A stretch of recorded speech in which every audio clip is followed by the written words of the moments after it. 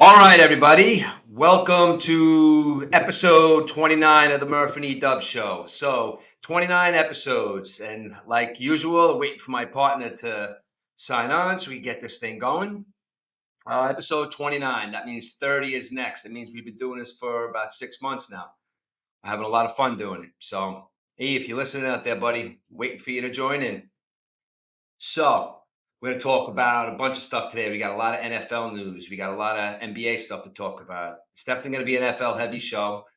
I'm pretty sure we're going to start off with a little NBA. We got some comparisons to make. The NBA is heating up. We got some. It's definitely past midway of the season. So my Celtics are kicking ass. E's Nets are doing all right. Without KD, they kind of look like a different team. But when KD's not there, when KD's there, they're 18-2. Is like when he's not there, all right, they're 1-4. So they won last night. Kyrie had a big game, but it's definitely going to be NFL heavy. I got a couple of things to talk about the NBA also. Larry Bird was mentioning tandems last night. He says that best tandem ever was Jordan and Pippen. I'm going to have to agree with him. He also said something about Pippen being the fifth best player if Jordan wasn't there. So here he is. EDUBBS, I think he's here right now. Hey Murph, morning. Good morning, my friend. How you doing today, bud? Doing good, thanks. A little technical difficulty, but that's normal. Hey, listen, hey, before we get started, I got Facebook Live going here, and my cousin Kevin is watching on Facebook Live right now. That's the hockey guy I want to get on one day. So you don't have to come on this morning, Kev. Message me. I need to talk hockey with somebody, and you other guy. You've been all over the country watching these hockey games, so you'd be a good correspondent. Rich, real fast. Maybe he can respond in the Facebook Live. Just a chat thing. Why are the Winnipeg Jets so nobody believes in the Winnipeg Jets? I put 38-1 odds. I put a couple of bucks on them because they have the third best record in the NHL. They're a small market team, but I think they're going to win the Stanley Cup. I don't know what Kevin's reaction with that on be. Just type in the reaction, Kevin, if you have one on the Winnipeg Jets. Winnipeg Jets. Are they still a team? They are, Rich. They're in first place, and they're 38-1 odds to win the Stanley Cup. I don't get it. Well, that's because hockey's a catch-up game. Sorry, guys. I haven't eaten breakfast yet. But yeah, it's because hockey's a catch-up game, just like basketball and stuff like that. It's a long season. These guys are, these guys are tough. But a lot of teams are supposed to be playing well, and they're not playing well right now. But that's another, season that's getting into a high gear soon. So you're gonna see the cream rise to the top in NHL, I'm sure as well. That's why the Winnipeg Jets are 38-1 odds. Maybe they don't have. Everything is sounding well this morning. Thank you, Ben. I appreciate it. You know what? Great interview yesterday. Rich, I mixed it up a little bit. I'm not using the Chromecast, and I'm using my iPad. So I think by using the iPad, elevating the microphone, I think we should be good today. You sound great, dude. Great. All right, so listen, we really don't know what we're talking about the NHL. We're going to wait for a correspondent. The NHL is kicking into high gear, but what we can tell you today, E, is this is our 29th episode 29. How do you feel, bud? I'm feeling great. You want to just talk about this past week, Rich? Wednesday night? What a night that was for us, huh? Yes. The nice people over there at Fishkill Bowl were happy to welcome us into their establishment, and we met a lot of nice people there, man. We got together some friends that really haven't seen each other in a while, and I know from what you told me, I know Ben was he was gonna bowl his game, and then he was gonna leave, but he stuck around for a little while, huh? Ben had a good time. Lou had a good time. Everybody did. What do you think, E? Rich, we all had a good time. I mean, I wake up at 4 o'clock in the morning to get ready for work and stuff, and you kept me out till 10 o'clock that night, Rich. I wasn't even leaving. I was having such a good time. So I think it was a fantastic time by all. Thank you, Andrea, and the whole crew over there, the kids, Danny and Victoria gave us some good interviews. Ben and Fred bowled their hearts out, and even the Amish outlaw picked up a bowling ball. Yes, the Amish outlaw was there the other night. He picked up a bowling ball. And I'd like to thank Mindy and Andrea. You guys are very welcome. And Phil, the bowling pro. My interview with you didn't come out the way I would have liked it, so I'm going to be contacting him within the next couple of days. I would love to talk to him. He had a lot of Phil Paterno, right? That's his name. He had a lot of really good stories. I want to go reach out to him and talk to him. But what I did happen to do, E, was yeah. What I did happen to do, E, is I did happen to have your son and Lou Fred over here yesterday for a real interview, real sit down, and have a nice little talk with them because obviously the audio didn't come out too well the other night, but we did have a good time. But the interview I just did with your son and Lou came out really great, man. Is that on all platforms now for people to stream, Rich? Yes, it's on.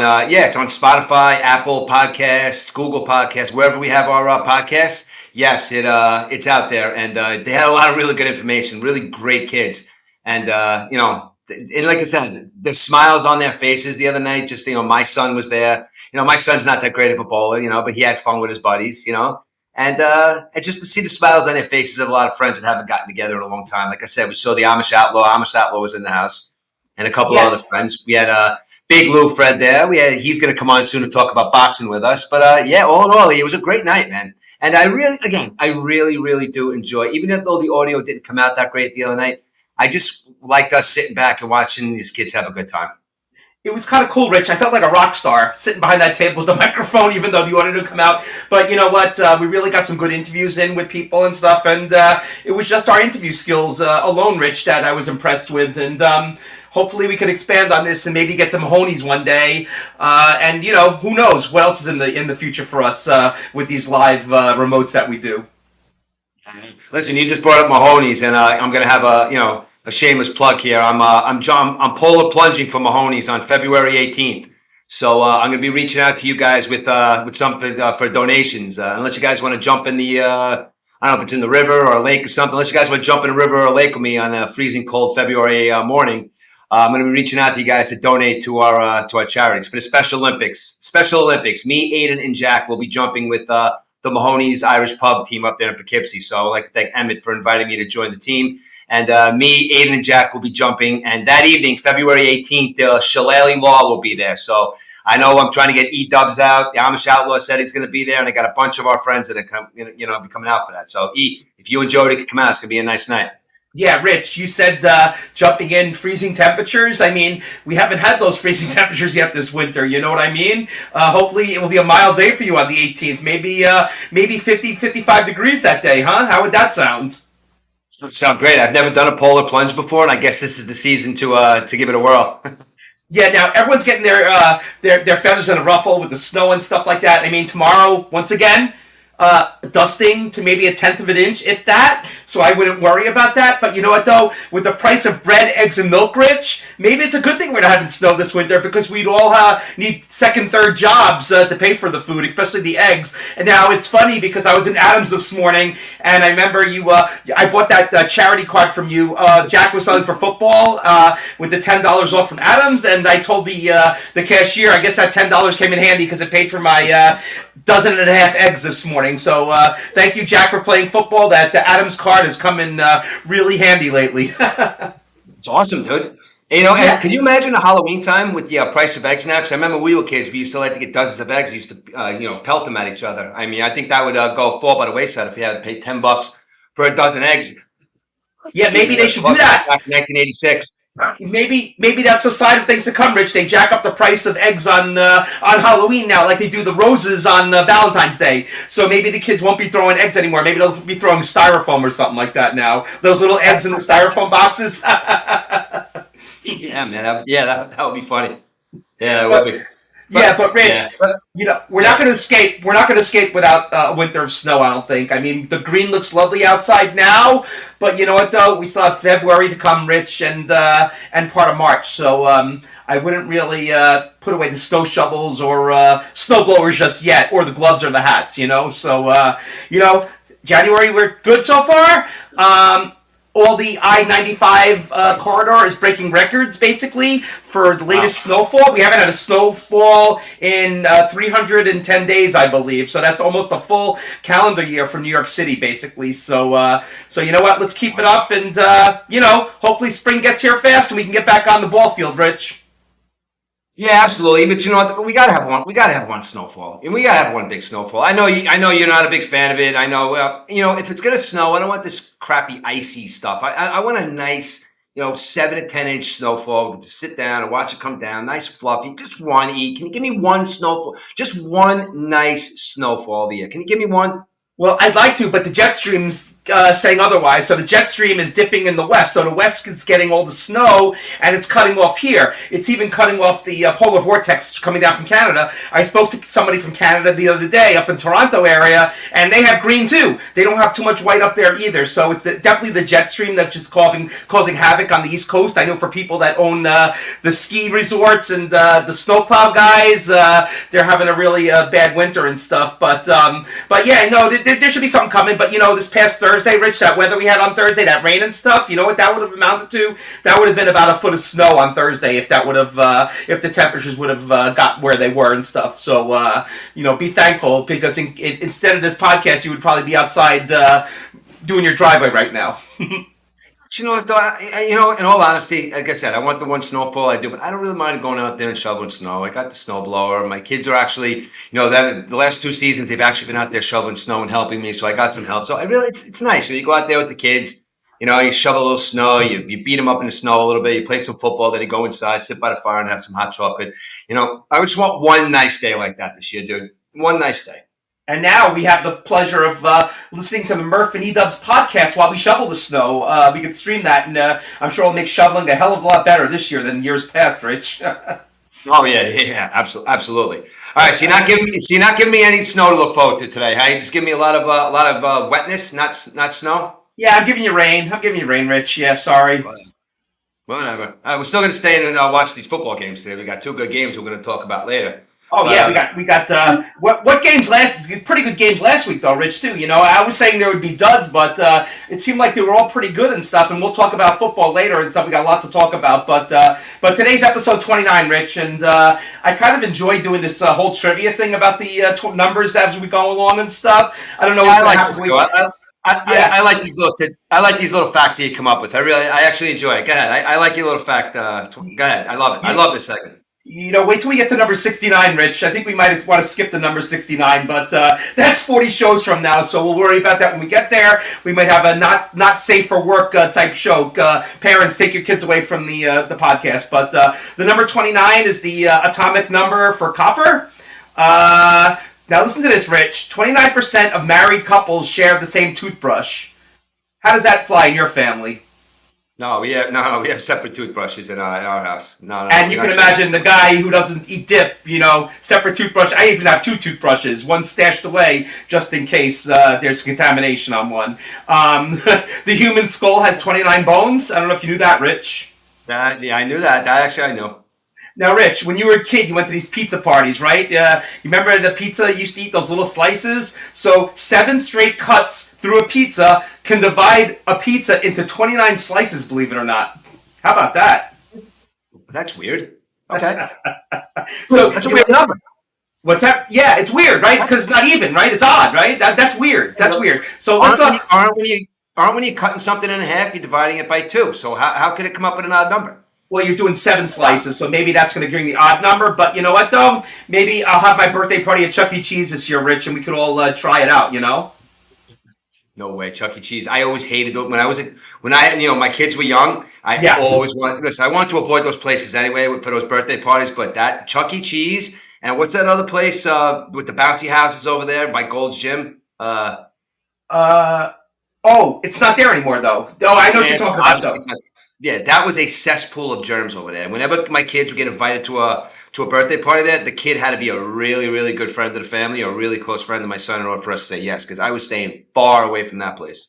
Yeah, you know how I feel with Chuck E. Cheese too, Rich. It's just like, I don't know, it just gave me the skeeves. The pizza was horrible. I mean, when you eat the pizza, you had to have like a whole bottle of Tums close to your bed, and that's how bad it was. Horrible stuff. You gotta watch some of those videos. You gotta watch some of the videos too of the parents getting pissed off at. I was just gonna say that the fights at Chuck E. Cheese, and they serve alcohol too now at Chuck E. Cheese. So many good videos, dude. Oh yeah, it's kind of like Black Friday shopping too. You ever see with the fights when the stores are opening, people fighting over like a 13-inch TV for $50, and it's just like it looks like a hockey game almost, Rich. I know, it's funny. So getting back to my facts here. Where do we go? Okay, so you like going in the car, Rich? So it would take you 29 million years to reach the closest star if you were driving by car. How about that, huh? That's impressive. That's impressive. That's where that's science, bro. Science is right. Whatever. We'll get into that another time. So the odds of being born on February 29th are 1 in 1461. That's 1,461. Those are the odds because it comes around once every 4 years. My cousin was that's my cousin's birthday. Believe it or not. Really? Really? So how old's your cousin? How old's your cousin really, Rich, in real years? My God, now you put me on the spot. I forgot how old he is. To be honest with you, he's over 40. So I forgot Okay, how old he is. so he's over 40. And he's like 11 years old, basically, because he only celebrated his birthday. So when does he celebrate, though? The 28th or the 1st of March? When do you celebrate when there's no 29th? The 28th. Ah, gotcha. Very, very odd day, right? Jeez. Yeah, crazy. Yeah. Crazy. Well, he beat the odds. 1 in 1,461 odds being born on that day. 5 golden rings. The 29th of December is the 5th day of Christmas. How about that? Okay, here we go, Rich. Wow. Continuing along, when a woman reaches 29, that's the age she stays forever. So forever 29 for women, right? This is the age, right? You tell your wife she doesn't look a day over 29, she will love you, Rich. Yeah. I know. That's big with women. Absolutely. Okay.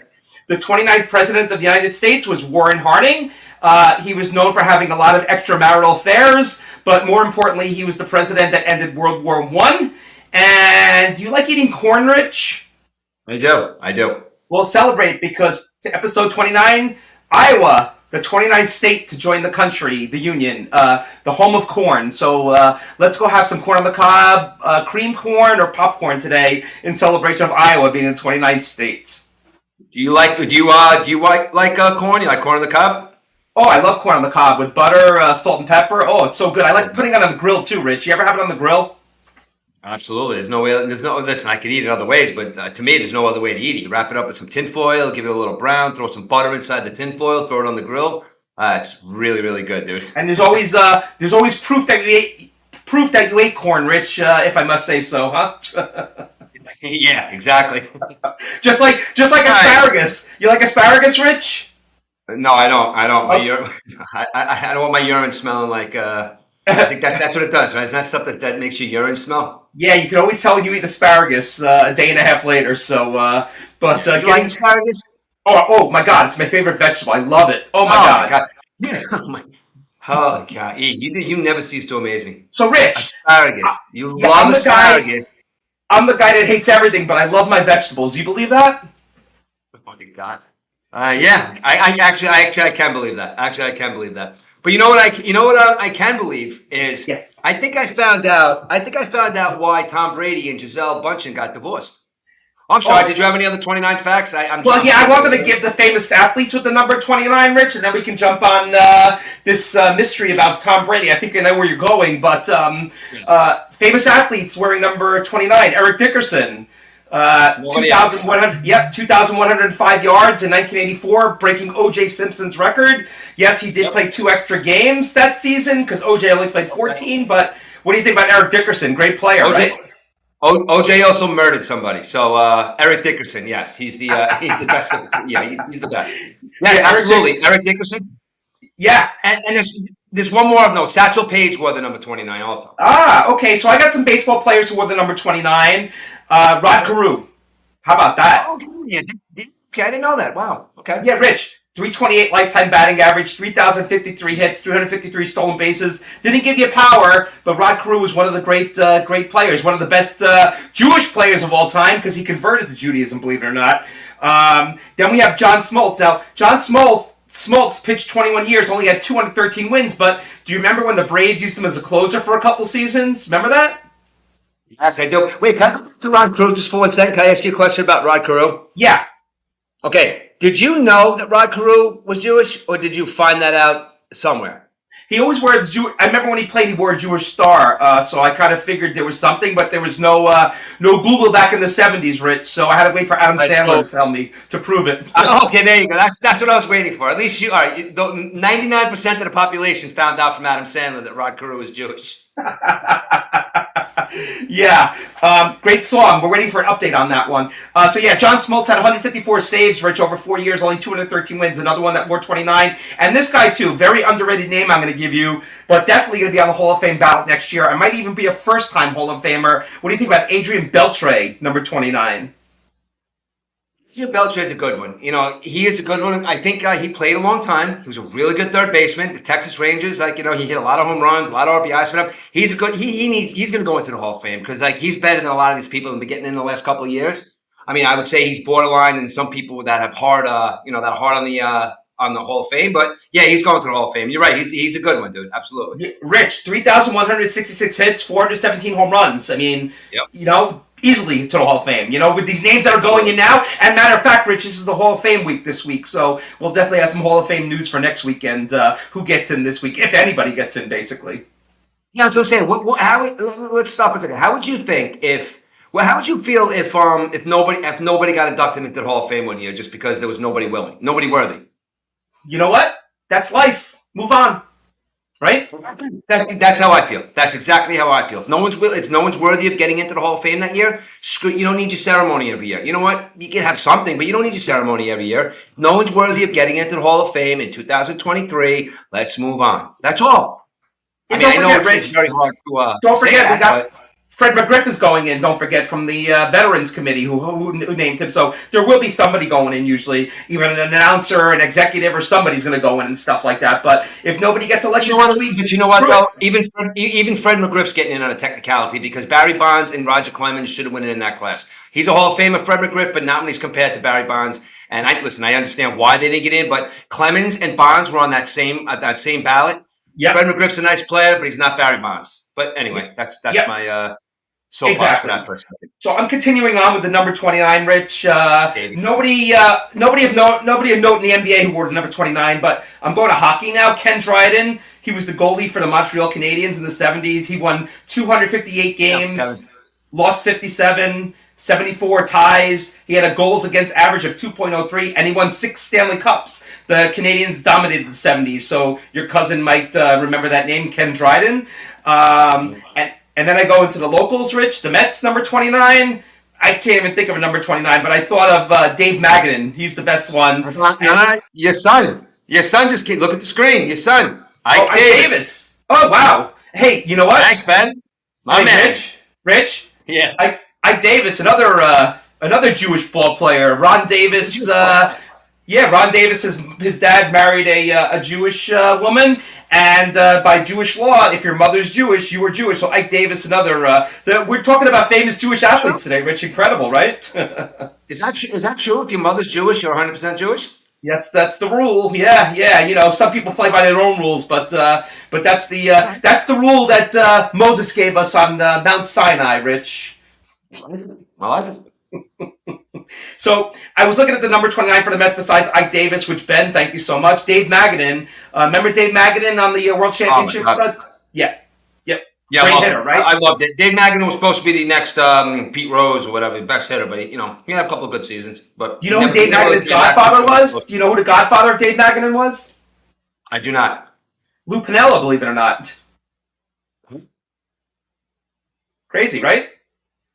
Wait, I didn't hear you. You gotta say it one more time. Oh, Lou Piniella. Oh, Lou Piniella. Oh, wow, I didn't know that. Wow. Yeah. Okay. Yeah. Interesting. So then I looked at the Yankees number 29s, and Ronald Guzman wore number 29 this year. He had a great season. He was 0 for 6 with a 0 average. So that was the Yankees number 29. But the most famous Yankee 29 I can come up with was Hall of Famer Catfish Hunter, who spent the last 4 years of his career with the Yankees. All right.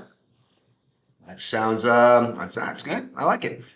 Yeah, so that's the number 29 in a nutshell, Rich. I really get excited about this segment, but I got to work on number 30 now for next week. Yeah, and I do enjoy that. I know I do enjoy that segment, dude. You do a lot of good research on the number 29 for us. But I'm gonna segue into another number. Now I was reading. I think I realized why Tom Brady left Gisele Bündchen. Why's that? Well, there's this movie coming out, 80 for Brady. You think maybe Brady and Jane Fonda happened to get maybe they got busy and Gisele found out? I mean, listen, these women, Lily Tomlin, they're doing this movie now called 80 for Brady. Like, it's about these women that just traveled out in 2017 Super Bowl to go see Tom Brady. Now, do you think Tom Brady, put it to one of these old ladies? Is that why him and Gisele got divorced? Well, definitely not Lily Tomlin, because, well, we know. But, the other Cougars, Jane Fonda, Rita Moreno, Sally Field, you never know, Rich. Maybe these Cougars are traveling with Brady. Now, why is it called 80 for Brady? Because all these women are in their 80s or something? Is that what that's what it's about? I'm pretty sure that it was they were all their 80th birthday, and they Ah, all decided to go see their guy Tom Brady.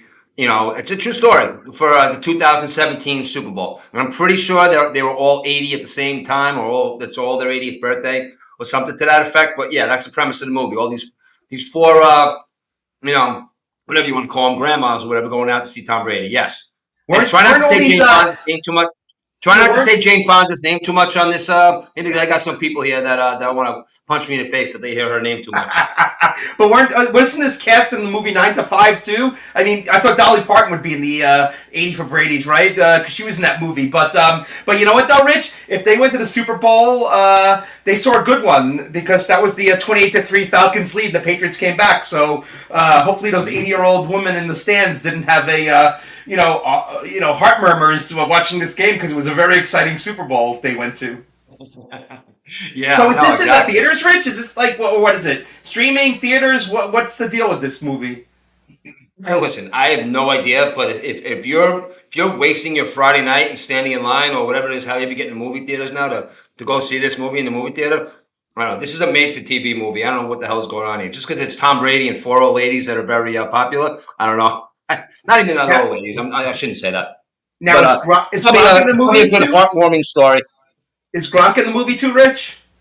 Oh, I don't know. Maybe Gronk does everything with Tom Brady, right? That's what I figured. Yeah, exactly. Wow. So this, So I haven't been to the movies in a long time, but I'm kind of curious about this now, Rich. yeah, yeah. Well, like I said, you'll be able to stream it. I'm sure. I'm sure you'll be able to stream it. It's not But the same you though. told me The something. popcorn's better at the movie. The buttered popcorn with the. I put M&Ms in my popcorn, Rich. That sweet and salty taste. You like that? Yes, I do. I do. I Really love good. it. I love it. Chocolate. I like to get. I like to get the Hershey Kisses or something. All those little flat Hershey bars, and then take Yeah. one per handful of popcorn. That's the best, man. That's the best. They got Well, to do that listen, in the we movies. They talking got to about. make like a popcorn bucket with like candy in it. I wonder if they're doing that. I haven't been to the movies in a while, but I think I could market that. That would be pretty That's good. what you told me. Let's go up to the Regal Cinema and say, listen, the MURF and EDUBBS popcorn bucket. A little some Hershey Kisses and some popcorn and a lot of salt. We could do a remote from the movie theater. Yeah, listen, you were just talking about 80-year-old women, Tom Brady, 80-year-old women going for Tom Brady, but you told me something yesterday that was a little crazy about one of our old astronauts.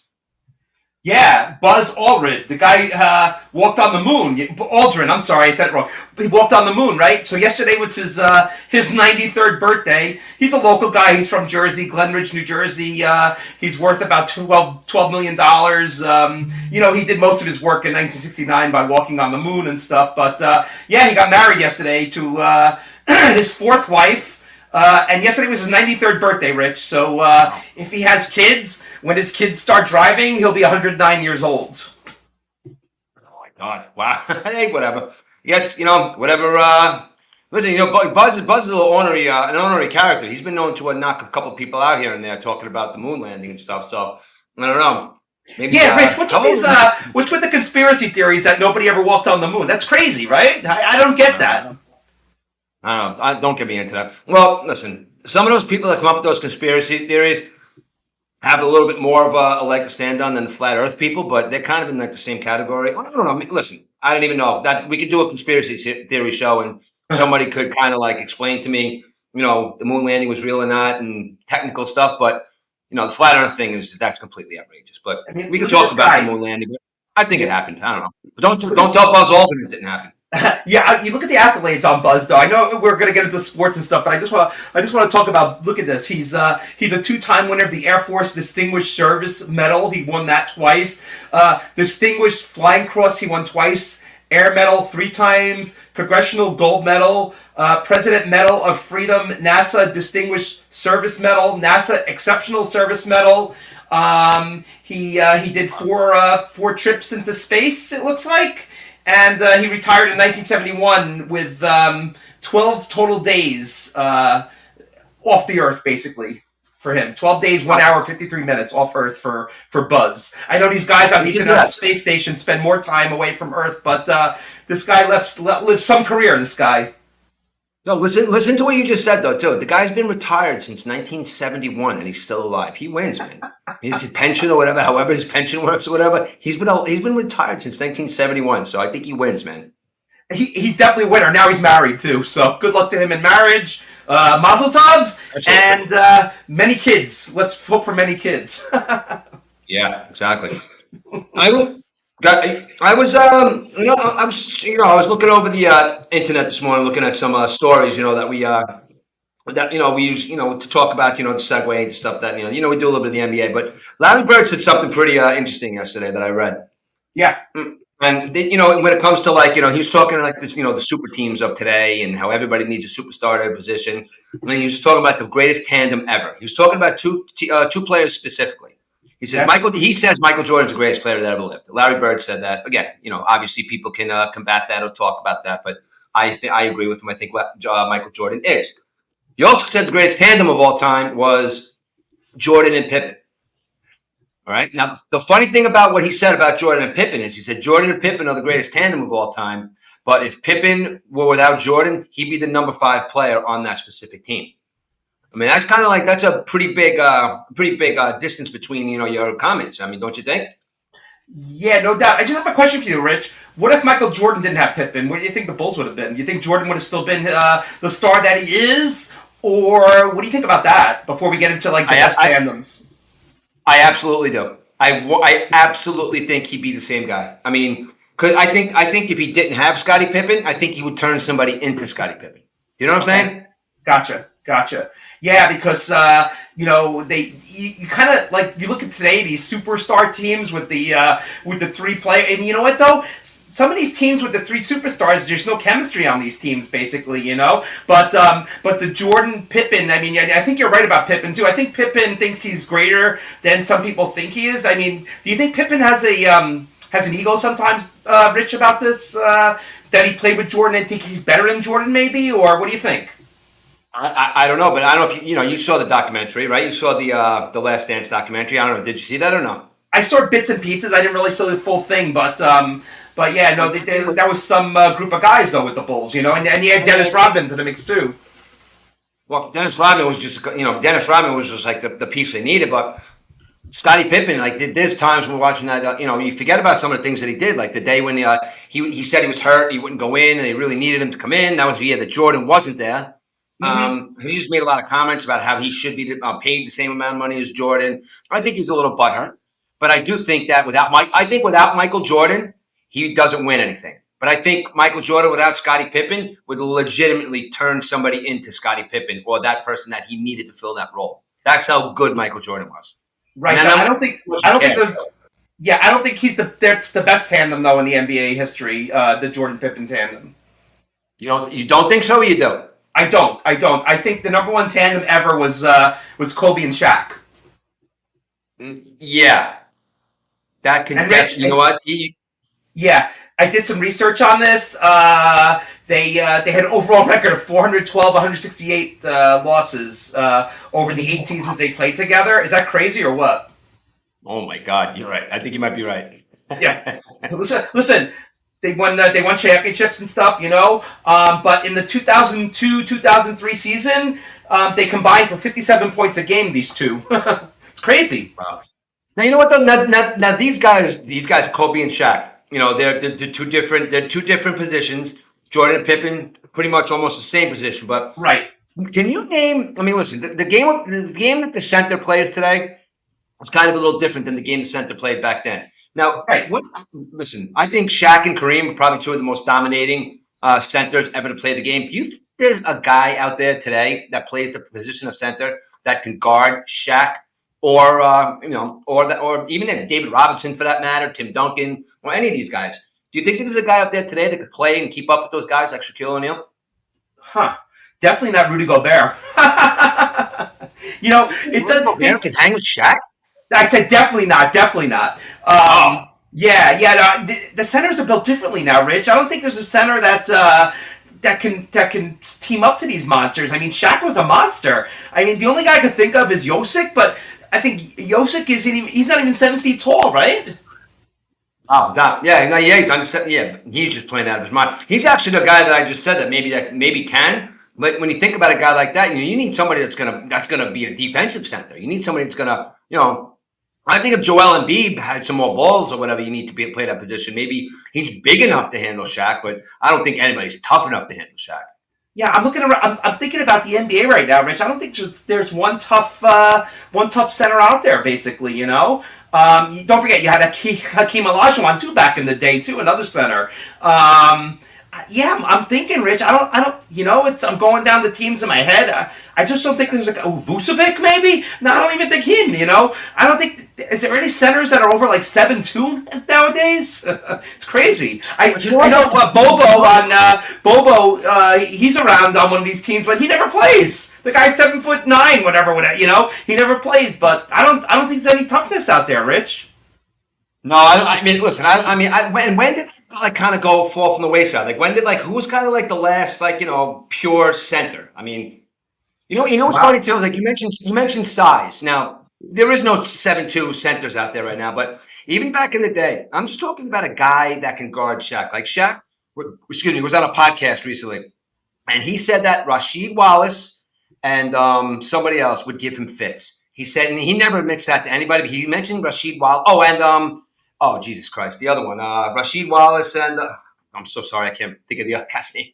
But the two of them, he said they would give him fits, and these were smaller guys. Wallace was small, but Shaq said he was so strong and so tough. He says, and Shaq never admits it. He's like, that guy gave me fits when I played against him. He's like, that guy was one of the toughest guys I ever played against, and that was Rasheed Wallace. Wow.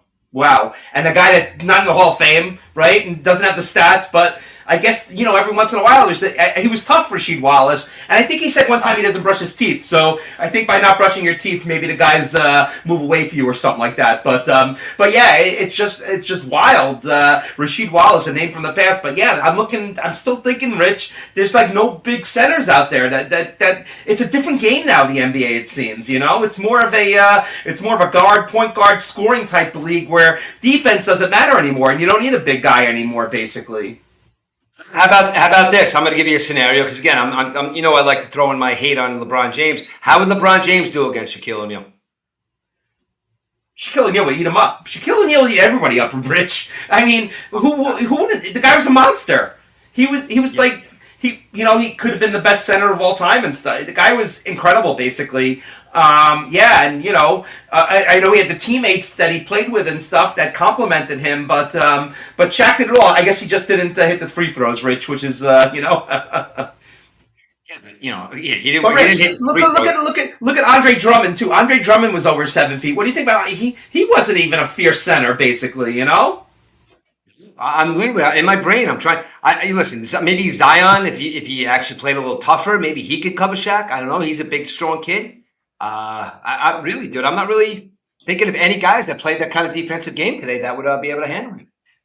Yeah, it's crazy. Like I said, the NBA definitely changed. It's a different type of game. You can't even compare the eras of the NBA. You have the 70s, 80s, 90s, 2000. Now you got today and stuff. But another great tandem, Rich, I just thought of, while we were talking about this. How about Kareem and Magic? That was a great tandem as well in the NBA, right? Absolutely. It's a shame that they couldn't had more years together. But it was Kareem was coming to the end of his, and Magic was flourishing in the beginning of his career. But they managed to have a good 2-year run together. And yeah, man, could you imagine if those two were in their prime? Maybe Kobe and Shaq. I mean, that would be Magic and Kareem as well. I think those are four Laker legends. You know what I mean? And I think if Magic and Kareem had the chance to play together for more time, I think they probably would a lot more. They would have won a lot more together. And you know what though, Rich? I got to give LeBron some credit, but when LeBron and Dwayne Wade in Miami, they were a good tandem. They won 2 championships, right? Yeah, whatever. Yeah, I know. What about Stockton and Malone? Why'd you talk about them before you talked about Stockton and Malone? Because Stockton and Malone didn't win championships. That's the problem, right? They never won a championship, Utah, right? Yeah, but they weren't douches. No. What about Curry and Thompson? Still going at it. They're a good tandem, right? Oh yeah, they are. But you know what? Though, you know what? Though I think Curry. Yeah, you know what? Because they're him and Klay Thompson are a good tandem because they complement each other. Yeah, but Curry is a guy who just he plays. You know, when he's on the court, when Steph Curry's on the court, you have to pay attention because the guy can hit the ball from anywhere on the court. You have to pay attention to him at all times. And I think he's another guy, I think kind of like Jordan, where if you give somebody that's got a pretty good second guy there, I think that he's going to make that guy better. Those are the kind of players they are. Whereas Kobe made Shaq better and Shaq made Kobe better because of the fact that both of them thought they were the best players in the world. And I think that fed both of their egos to play together and win those championships because that team was definitely ego driven because Kobe was like, damn, man, Shaq, and I'm going to prove to the world when Shaq left that I'm going to win without him. And, those are just guys that had killer instinct. And, Kobe and LeBron James doesn't have killer instinct. He's a physical specimen, but the killer instinct's not there. Okay, your team, Rich, Bird and McHale. How about that? They won 3 championships together. Yes, come on, Bird and McHale. I mean, that's now you're talking my language. Listen, they're a good tandem. But also, you're going to talk about it. You want to talk about a team of guys that really you didn't know who those guys were except for Larry Bird. Obviously McHale. And you got your other guys, but I mean, these guys, those guys all played a great game together. And because Larry Bird basically told them he was going to punch them in the face if they lost. Same like Michael Jordan. Like, I'm going to punch you guys in the face if we don't win. So that's that kind of intensity I think that Larry Bird brought to those Celtics teams that, that they weren't used to. And that propelled them to winning those championships. It was Larry Bird's just hunger and drive to win, just like Michael Jordan had. And Kobe had it too. How about this one, Rich? 4 championships between this tandem over 16 years. How about, very quietly, because, we didn't get the broadcast up here, but how about Tony Parker and Tim Duncan? They lasted for 16 years, 4 championships, right? Crazy. I like that, dude. Yeah, I like that. Yeah, that's, Tim Duncan, another basketball player that once you hear his name, you're like, oh, yeah, Tim Duncan. But when you're asking, if you're top basketball players of all time, you kind of got to say, oh, yeah, Tim Duncan. Nobody really puts him on that top 10, but he's on that top 10, man. Tim Duncan was a fierce player, man. Yeah, and for Knick fans, how about Willis Reed and Walt Frazier? Last championship for the Knicks 50 years ago. That was the tandem. That was the Knicks back in the day. They won 2 championships in 4 years and haven't won one since '73. Crazy, right? Yeah, I guess. Well, that's a pretty good tandem. But you know what? I think from what you said in the beginning there, dude, the whole Kobe and Shaq thing. I think Kobe and Shaq are probably the best tandem. Oh yeah, definitely. Yeah, and then Shaq won a championship he won a championship in Miami too, right? When he was with the Heat too, Shaq, right? Yeah. And he did, and he made it to the playoffs as a rookie with Orlando too. Yeah, and David Robertson was at the tail end of his career with Duncan and Parker, and I think they won about 2 championships with David Robertson. So that San Antonio Spurs team. And we didn't talk about it a couple weeks ago, Rich, but the Spurs had some great teams back then. Popovich still the coach, but they played a game in the Alamo Dome. I don't. We didn't tell anybody on the podcast, but it drew like 70,000 fans. This game a couple of weeks ago. Wow. Yeah. Wow. It's crazy because it's their 50th year in the league, the Spurs, and I guess they used to play in the Alamo Dome. They went back and 69,000, 70,000 fans. They broke the record for an NBA game, but it's crazy. But what about modern day NBA, Rich? Do you see what Nets? They lost 4 in a row with Durant. They played back to back. They played Phoenix, and then they played in Utah last night. And my boy Kyrie Irving had an awesome night. And we talk about guys that don't play back-to-back games, but Irving poured in 48 points last night, and the Nets finally broke a 4-game losing streak. They hadn't won one game since Durant went down with the injury. So hats off to my Brooklyn Nets last night. Listen, in order to get, I know I'm a Celtics fan. I always talk, they are the best team in the league right now, but they're going to need Durant to beat the Celtics, dude, because Kyrie's a good player, but Kyrie is, you talk about tandems, what about Brown and Tatum? I mean, and then, and their surrounding characters. You're right, man. But, the key to the Nets, being successful is, I think Durant could carry the team, but I think Kyrie's going to get a little bit of an attitude if he has to do it for too long. Yeah, I think they want to win I think they want to win the championship this year, Rich. I mean, if they don't win this championship with this tandem they have, the Kyrie and Durant and Ben Simmons too, it's failure. Basically, it's failure. Ben Simmons won't compete against the tougher teams, dude. Listen, he's a real good basketball player. I agree, but He's soft, dude. I mean, he can make these great passes and plays when no one's defending him. But the minute he gets a little adversity and somebody pushes up on him a little bit, he's soft. He's one of the softest guys I've ever seen. Yeah, he doesn't score points either. It's crazy. So really, what is he doing for your team? Really, nothing. Complaining or being soft. Well, he got thrown out of the game the other night. He got technicals. He was thrown out in Phoenix, basically. So they lost him that night. But he came back last night. He only scored like 6 points. But he fills up the stat sheet though, Rich. He gets rebounds and assists. But I think the Nets are gonna have to go out there at the trade deadline, make some deals or something like that. I know there's some names being talked about who they want to get and stuff. But I just want to give hats off to Kyrie. All we say about him, I mean, on the road, back-to-back games, he played 38 minutes on Thursday night. He scored 30 points, and then he comes back and plays 40 minutes last night and scores 48 points. So you know what, Kyrie complains a lot, but you know what, he was a gamer these past 2 games, and hopefully the Nets can win some games now. Expand off this win last night. So. Yeah, and that's the same. I mean, the Celtics the other night. I mean, I watched the first half of that game, and I was watching. Tatum was playing okay. He didn't really in the first half. He really didn't. Really wasn't showing too much what he normally does. The whole team around him was kicking ass. Hofford played great, but he had that game in overtime against the Warriors with 34 points and 19 rebounds, dude. I mean, he is another one who's playing like on a worldly level. I mean, he played fantastic this year. He's going for it. He's going for it, man. You could see it when they played the Warriors the other night. They're pissed off. They lost to the Warriors last year, man. So I think the Celtics are coming down to it, are going to grind as hard as possible, and they are definitely one of the favorites to win. As you are your next, but I think they are definitely one of the head favorites to win the championship this year. Yeah, hey Rich, they had the top selling jerseys come out yesterday. You know what the top selling jersey is in the NBA? That's a good question. Hold on a second. I don't. It's not LeBron James, is it? He's second. Huh? Giannis. Nope, Giannis is third. Actually, you're going right down the list there, but you haven't given me one yet. Who could it be the number one selling jersey? Luka. Wow, you're going down the list 2, 3, 4, but you still haven't given me one, Rich. Keep going. Is it my boy Tatum? Actually, Tatum's 7th. Wow. All right. I don't know. How about Steph Curry, still number 1 in jersey sales? Steph Curry. Wow. I believe it. I believe it. Listen, if you're a team, I've noticed this through the years, especially like with my son being a basketball fan. He's a Celtics fan like me, but I find that you talk to a lot of these young kids. They have a favorite basketball team, obviously, or they have a favorite player. But every kid has a Steph Curry shirt, or every kid has a Steph Curry jersey, even if they're a Warriors fan, because Steph Curry is the epitome what kids need to look at in the NBA. I mean, the guy works hard, plays his ass off. Like, he's a good guy. Like he's the epitome of what these kids need to look at in the NBA. And I mean, every kid has a Steph Curry shirt or jersey, dude. You should get a John Morant jersey. He's number 6. He's really the new star of the NBA.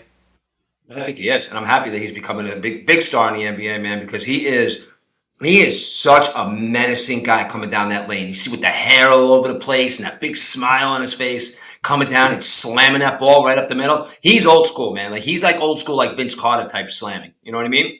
Yeah, he comes down with those jams. I love watching him play, dude. Exactly. So the Celtics actually increased their lead. They're like 4.5 games over Milwaukee and Philadelphia now. The Nets are 5.5 back. In the West, it's the Denver Nuggets, and the Memphis Grizzlies are only a game and a half behind Denver for that first seed in the West, basically. So, we got about 46 games under the belt. So, what about 35 more to go for these NBA teams, well past the halfway point. We got the NBA All-Star Game coming up. It's so funny, the NBA All-Star Game is usually like on President's Day weekend, and there's only like 20 games left after that, and the trade deadline and stuff. So still a lot of things to come down the pike in the NBA and stuff, but we'll be talking about it because once football ends, Rich, then we enter the February freeze, right? Nothing really much to talk about, but we know that baseball's on the horizon. We got a lot of ideas, dude. We got a lot of stuff to talk about, man. I know me and you have been talking. We got a lot of good ideas coming when we get to that gloom part. But I think we got a lot of stuff coming down the pipe. So, Rich, if you don't mind, we haven't talked baseball yet, but I want to talk about this trade yesterday. Go ahead. The Marlins, the National League East gets stronger once again, Rich. The Marlins got the American League batting champion Luis Arias from Minnesota. They gave up their pitcher, so you're gonna have Jazz Chisenhall move out to center field now for the Marlins. They just signed Gene Segura, who's gonna play third base, and now you got Arias. The Marlins are gonna make noises for you, Rich. What do you think? You know what? Listen. They're still the Marlins, and they're still young. And yes, I do. They just got a lot better because they got the kid. Well, he won the Cy Young, right? The kid from Miami.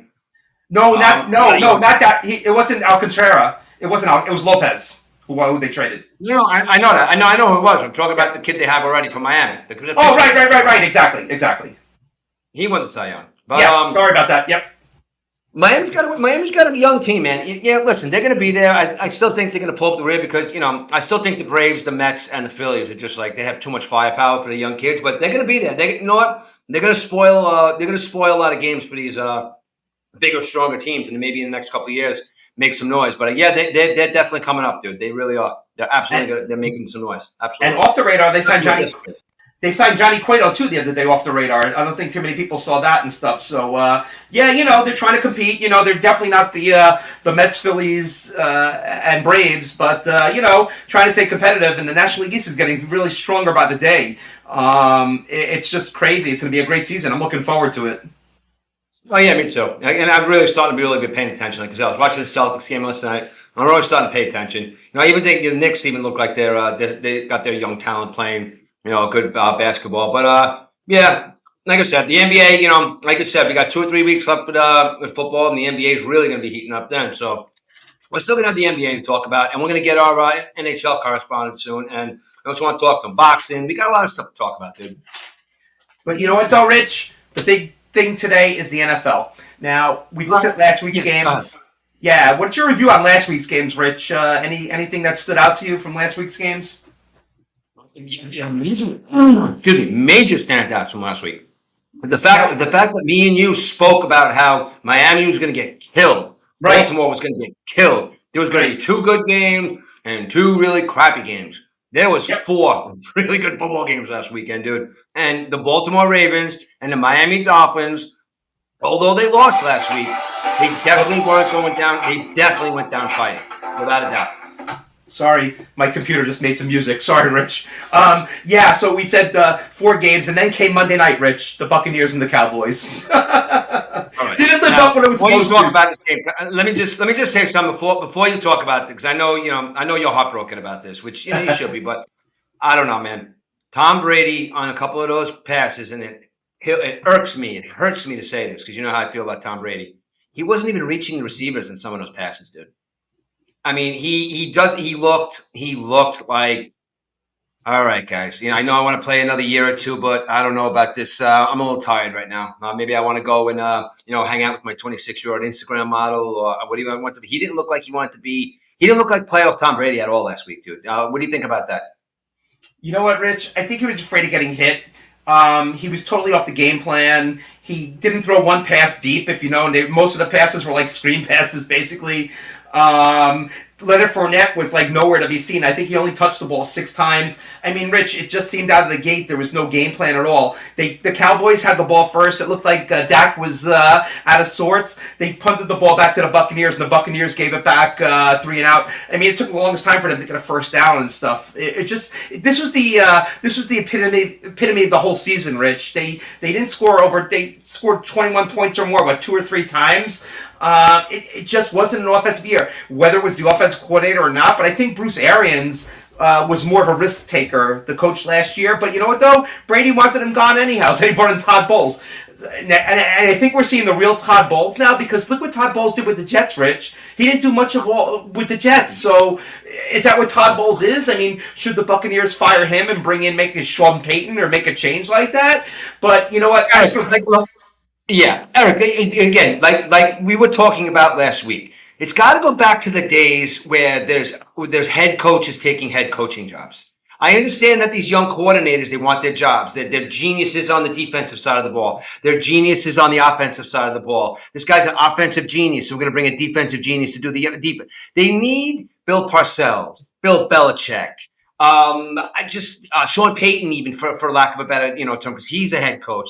They need a guy that's going to come in and be a head coach. They need a guy that's going to come in and approve the offensive call and approve the defensive call and call up to the booth when LaFleur says it's 3rd and 12 and I'm doing what do you call it? I'm doing what do you call right up the middle. I was like, no, we're not going right up the middle. We're doing this play. What are you talking about up there? Change the play. Little dump off to so-and-so to the left. We need a guy that's going to override these coordinators that are trying to make a name for themselves and becoming good coordinators, so they're going to get that $5 to $10 million a year job. But in my head, it's like these guys got to be head coaches. And if you're not under a head coach for a certain amount of time, I think you should still be considered an apprentice, because a head coach needs to run. He doesn't need to run, but he needs to have heavy input in both the offense and the defense. Do you think I'm right or wrong about this? You're totally right, Rich. I mean, do you think the game plan, sitting in these meetings all week, do you think the game plan was to have Tom Brady throw the ball 66 times? A 45-year-old quarterback throwing the ball 66 times? He had 351 yards, Rich, believe it or not. 351. And he didn't throw the ball deep once, basically. He had that good game against Carolina where him and Mike Evans were hooking up, basically. But even Mike Evans was showing regression this year. What the Buccaneers need to do is the Buccaneers need to reassess. They might need to rebuild or something. They got a lot of dead weight, a lot of contracts. I mean, Leonard Fournette's going to come off the books now. He did nothing this year. This kid Rashad White they got, maybe he's a promising running back. You don't know. But, Chris Godwin had 10 receptions. Mike Evans had a couple. But, Brady throwing the ball 60. You're not going to win with Brady throwing the ball 66 times. Never. You know what I think Brady throwing the ball 60 times is like kind of like what the coordinator thing is going on with the Jets. Like the Jets had to go in there and the offensive coordinator called the play. They had to do the play. I think Brady throwing the ball 60 times is an example of maybe he only was called to throw the ball 40 times. But the fact he didn't like the play, check down or something, and he's throwing the ball because he thinks the offensive coordinator is an idiot or he thinks the head coach is an idiot. So Tom Brady being just the same age as pretty much these guys to be a coach, he's like, I'm just going to switch the play and try and do it with my arm. I think that might have been what that is. Whereas an older veteran coach looking somewhere where he can throw the ball as opposed to what's my dumb coordinator doing, calling a run play on 3rd and 15. Yeah, totally crazy. I think that's the whole year with Brady throwing the tablets and stuff. I mean, it was just a failure. It just didn't work out for the Buccaneers this year. They should have won some of those games. I mean, losing to the Cleveland Browns in Cleveland. I mean, come on now. When Brady came over in 2019, Rich, that was a team. They had everything in that year to win the Super Bowl. All the cylinders ran, this year with the offensive line being what it was. Even Ryan Jensen came back on Monday Night, the center. I thought there'd be some promise, but there was just nothing there. And hats off to Dak because the Cowboys really played a good game. And my brother-in-law's a Cowboy fan, and I give him heat and stuff. But you know what, though? Hats off to the Cowboys winning that game in Tampa, because the first game of the season, the Buccaneers won, but that was the game that Dak got hurt. The Bucs won that game 19-3, but this was a rematch, and all these games were rematches this past weekend. But the Cowboys had a great game plan, Rich. They did it all in this game, and the defense stepped up. They were crazy on Monday night. Yes, absolutely, and it's going to lead me to we'll talk about it in a minute, but that's going to lead me to believe what's going to happen to them against the 49ers. I mean, Dallas, they stepped up, dude, and they played defense. They were hitting them, dude. They were chasing them. They were making them pissed. They were laughing at them. I saw Micah Parsons laughing at him at one point. Yeah, I think Yeah, I think the 49er game will be reality, Rich, but we'll touch on the games in a couple of minutes. But I just want to go over those wild card games again. So, did you watch the Jacksonville Chargers game? Now, I knew it. That's why I picked the Jaguars, even though the San Diego the Los Angeles Chargers are favorites. But the same thing, Brandon Staley, horrible coach, and I told you on the podcast last week he's a horrible coach. What he did last year, calling timeout instead of taking a tie, which would have put both the Raiders and the Chargers in the playoffs, he calls timeout thinking the Raiders are going to punt the ball, but then the Raiders go for a long field goal and knock the Chargers out of the playoffs. This guy's the worst coach, and he proved it last week. He couldn't hold on to a 27-0 lead, Rich? It's crazy. That was crazy. And they were running around the Chargers last week thinking that they had that game 1.5, and the kid's a good quarterback. I mean, he definitely made up for the 4 interceptions that he threw in that first half. I don't understand. Is that just bad luck, or is that just like lack of saying we're only playing 2 quarters of football? Or what's with Justin Herbert now? Is Justin Herbert not saying to his offense, it's like, what are you guys doing? We need to score one touchdown. You guys going to give me one more touchdown? Or is his offensive line saying to him, saying, listen, we got to reassess it. What are you doing back there? Or the running backs? As a team offense, what are they doing? Because you have this lead, right? And you score all these points in the first half. And we're going to go into another couple of comebacks, that were very relevant, to the NFL in the last 20, 25 years. But that was one of the worst comebacks or that I've ever seen, that I've ever witnessed on television. The complete and utter collapse of a defense in the second half from first snap on, as soon as the third quarter started. That was a complete and utter disaster of how they collapsed in that second half. Yeah, no doubt. And one thing I want to touch on, if it was pretty funny if you saw the end of that game, like Al Michaels. I mean, this was like one of the best comebacks ever. And Al Michaels, okay, the Jaguars win basically. And can you imagine, like 43 years ago, when the United States hockey team played Russia, he was like, "Do you believe in miracles?" Yes. So Al Michaels is definitely past his prime. He's about 80, 85 years old, whatever, somewhere up there. But yeah, though, Rich, I think it's discipline. I think it's definitely blamed on the coaches. I mean, look at the 49ers. The 49ers were losing to Seattle last week going into half, and look at the adjustments they made coming out in the second half. I mean, you really got to tell your defense, you got to tell your offense. I really don't know. Sometimes these teams, they play conservative with such big leads. Look at the Colts a couple of weeks ago. What were they up 31-0, and they lost to the Vikings? Remember that game on the Saturday afternoon? It's just coaching, Rich. The coaches have to get these teams. No lead is sealed in the NFL until that clock says 0-0 in the fourth quarter, Rich. But again, that's what the point they're making about that Jacksonville and Chargers game specifically is, like, you have two young quarterbacks on that team that are trying to make a name for themselves, right? Now, Justin Herbert, he just showed to me that he's not elite. He's got to go somewhere. He's Matthew Stafford. That's who he's going to be. He's going to be Matthew Stafford. Maybe he'll get traded in 10 years to a team that's going to win a Super Bowl or something. But I think comparatively, Justin Herbert's going to have Matthew Stafford's going to create. He's going to throw for a bunch of yards, but he's not going to win anything. Maybe like Stafford, he won one, going towards the end of his career. But you got two quarterbacks there who play at a high level, came from big schools. They played big college game. And Jacksonville just came out on top. And again, why can't Justin Herbert, as the leader of that football team, will one more touchdown out of these guys? Tell the offensive line, just give me one more touchdown. That's it. Why can't he do that? Yep, exactly. I don't know. And look, they ran Austin Eckler to the ground this year, Rich, with I think he had over 100 receptions. So God only knows what Austin Eckler is going to be like next year and stuff. Kind of like the Raiders, what they did to Josh Jacobs this year too, running him into the ground. But yeah, I mean, the Chargers had a prime opportunity. They were the favorites, Rich. The favorites flying to the East Coast, nonetheless. I mean, look at the Jaguars the week before against Tennessee. They were losing most of that game, and it came down to a fumble for them to win, basically. So it's the whole Trevor Lawrence thing. He never lost on a Saturday, high school, college, and now in the NFL. And today's Saturday, they're playing today. So we'll touch on that game later on. But it seems like Coach Peterson won a Super Bowl with the Eagles, and that's why Jacksonville brought him in, because Urban Meyer was a disaster. So maybe it's the coaching, Rich, that motivates these players for the games. I don't know. Maybe it is because, back to what we were saying before, is that Baltimore and Miami both hung with teams that they were supposed to get their asses kicked by with third-string quarterback. Oh, well, Huntley played, so second string, but backup quarterbacks. Both of those teams played with backup quarterbacks, and they hung. They were supposed to get beat up. They were supposed to get beat up last week. Or at least I thought so, and I know you thought so too. But yeah, the Dolphins game was crazy. Yeah, the Buffalo got off to a 14-0 lead, Rich, and then the Dolphins, they had that second quarter and stuff. It was mind-boggling how a team like that can go into a hostile environment such as Buffalo and basically put the Bills on the brink of getting eliminated. It's crazy. This third-string quarterback played. Yeah, go ahead. Yeah, go ahead. I'm sorry. Go ahead. No, the third-string quarterback played his butt off. Basically, the defense played well too. It's crazy. And it's funny, like a kid named Tyler and Skyler both played very well on Sunday.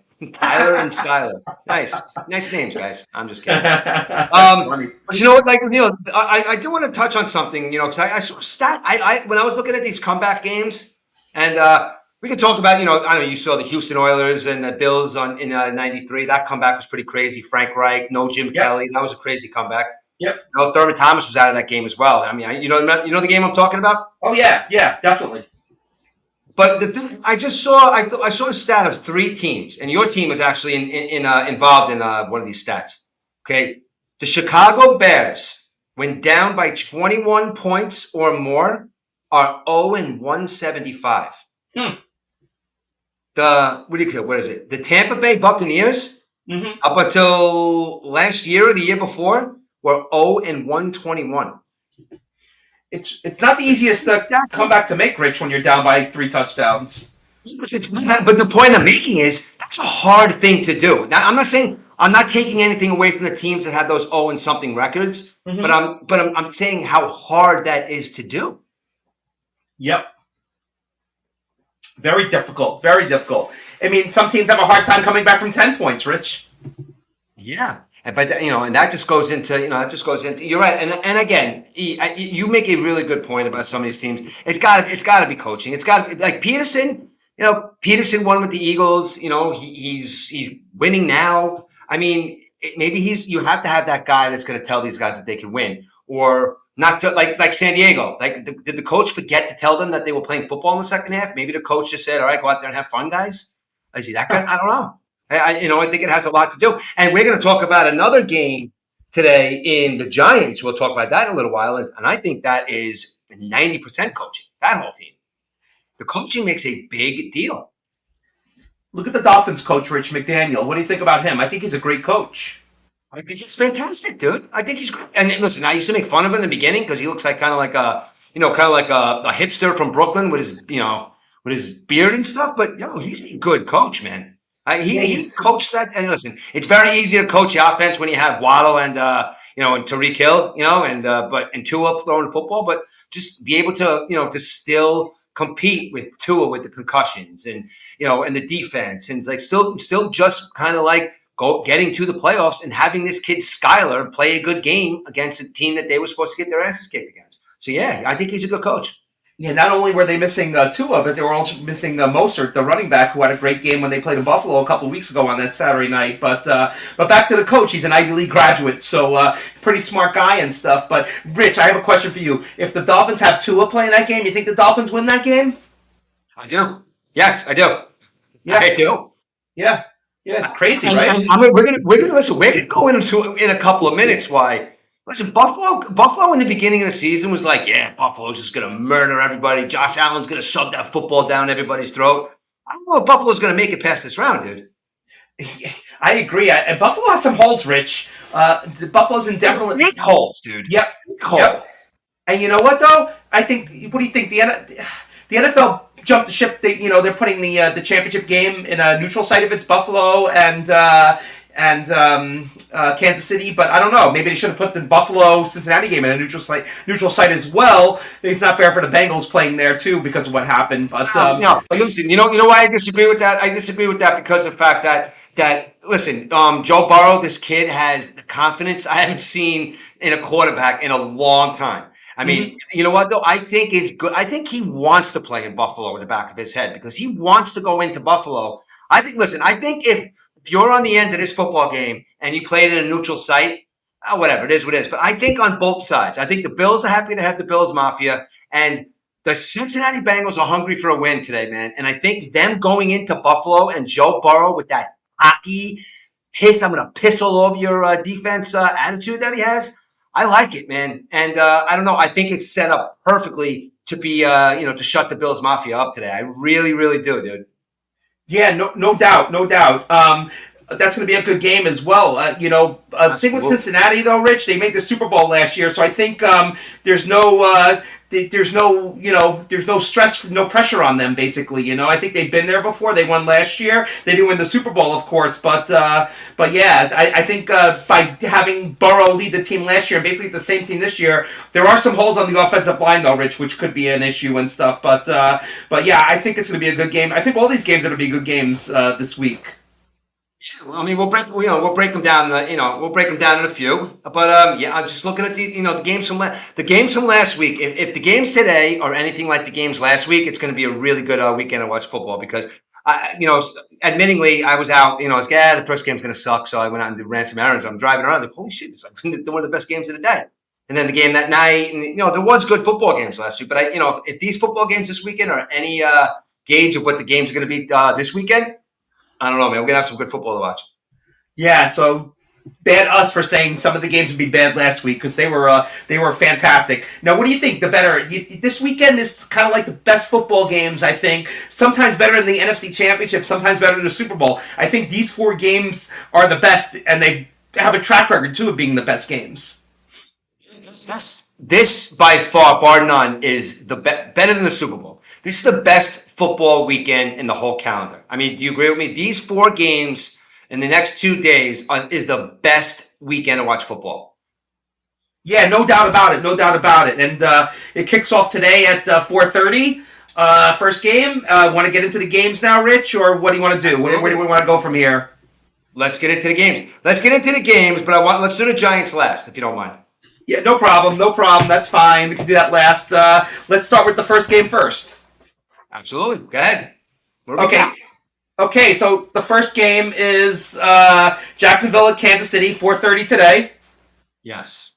Okay, so give me your synopsis on this game. We're not going to pick the winner yet, but I think this game is going to be a little more one-sided than people think. Yeah, I think it's going to be a good game as well. Sorry, Rich, I was getting a little distracted here. Something with the Wi-Fi and stuff. It was just hopping around and stuff. But yeah, we got the Jacksonville Kansas City game. Jacksonville coming off the win last week. Kansas City on the bye. These two teams met already this year, and the Chiefs won comfortably.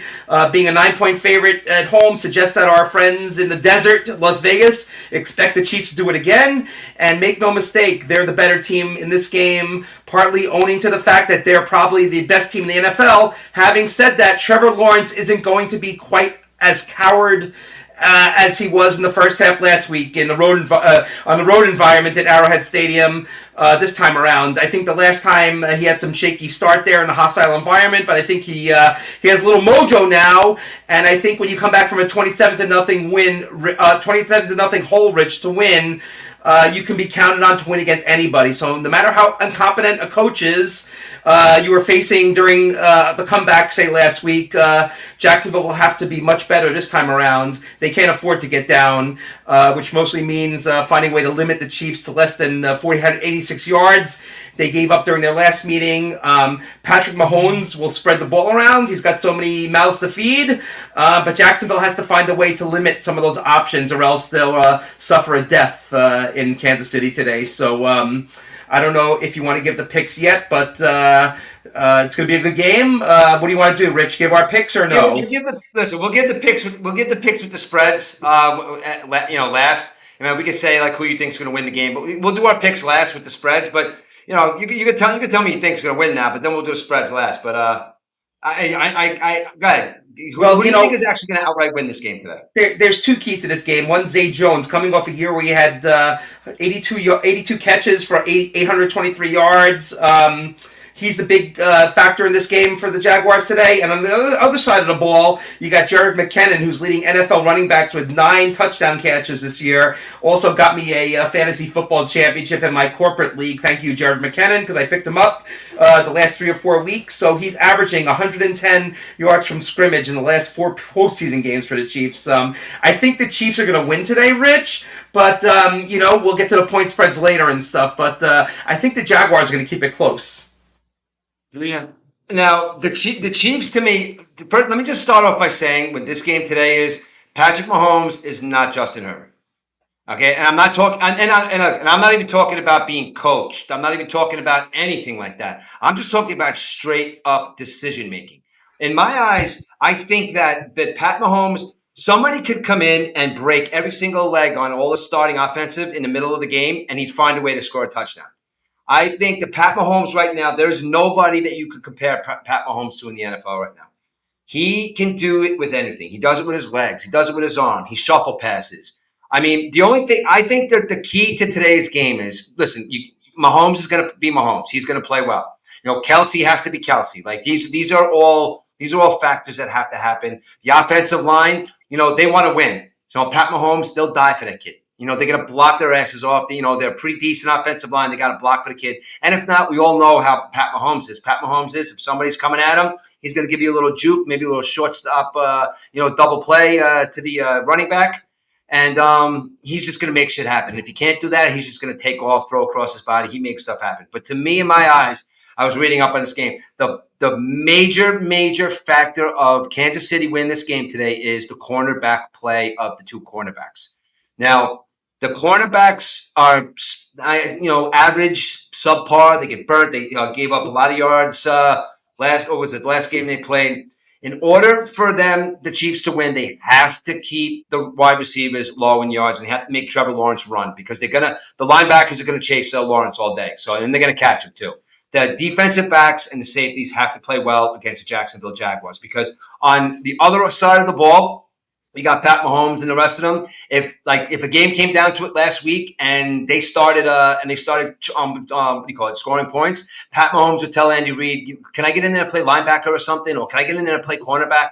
They just have a kid on that team that just plays on a worldly level, and there's only one team out there that I think that can kind of contain him in his element, and I think that's a team that they're going to be playing in the Super Bowl this year. And we'll go into that after, but Pat Mahomes is going to be Pat Mahomes, but the cornerback play of the Kansas City Chiefs has to become a factor in this game, and they have to play good defense.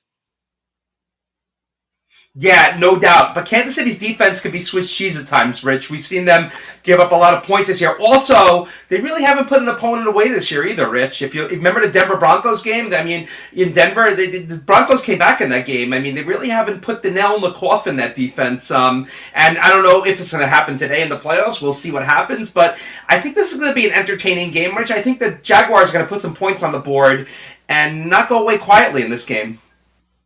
Yeah, I just we'll give our picks afterwards. Like I said, I just think the Chiefs have they just have too much going on. I think that they're going to win the game, but we'll talk about the point spread in a minute. Now, Rich, you'll agree with me that Jacksonville has better receivers than the Chiefs with Christian Kirk and Zay Jones and Marvin Jones. So that's and they got Evan Ingram, the tight end too. So I think they got some weapons. Whereas Mahomes is just relying on Kelsey, which Kelsey's a monster, and his running back McKinnon. Basically, they really don't. They have Kadarius Toney, the former Giant, but I think Jacksonville has some weapons, Rich, on the offensive line that could on the offensive side that could actually make a dent in the Chiefs game today. I hope you're right. That means we're going to be watching a good football game. You know what I'm saying? And also, don't forget Travis Etienne. If they give Etienne the ball, if he rushes the ball, I mean, the key is to keep the Chiefs off the field. So maybe they go into a running game. Who knows? Yeah, like you said, who knows? That's a great point. Great point. All right, so we also got moving on. You got this game over there in we just talked about. We're going to do the Giants last, like I said, but. We got this football game over there in Buffalo. Which I kind of gave you a little glimpse of what I thought. What do you think? What's going on? What's going to happen out there in Buffalo today? Yeah, like I said, actually tomorrow, Rich, the Buffalo game. Like I said, you can make a case that this game should have been played on a neutral field, but it's not. And like we said, that Joe Burrow's been there before, and he's a big boy, and we could put those rumors about playing on a neutral field to rest, whatever. But you know what, though? I think Cincinnati's victory was more impressive because John Harbaugh is a better coach than Mike McDaniel, and the Ravens were built to give teams fits. That was a pretty good game last week, right, Rich? The Ravens almost won that game, right? It was definitely a good game. Absolutely. And don't forget, Joe Burrow has the three receivers. I don't think any NFL team has the three receivers like Burrow has in Chase, Higgins, and Boyd. And then you got Joe Mixon in the backfield and stuff. And the Bills don't have Von Miller, of course, but the Bengals don't have three guys on their offensive line, so that's going to be a key as well.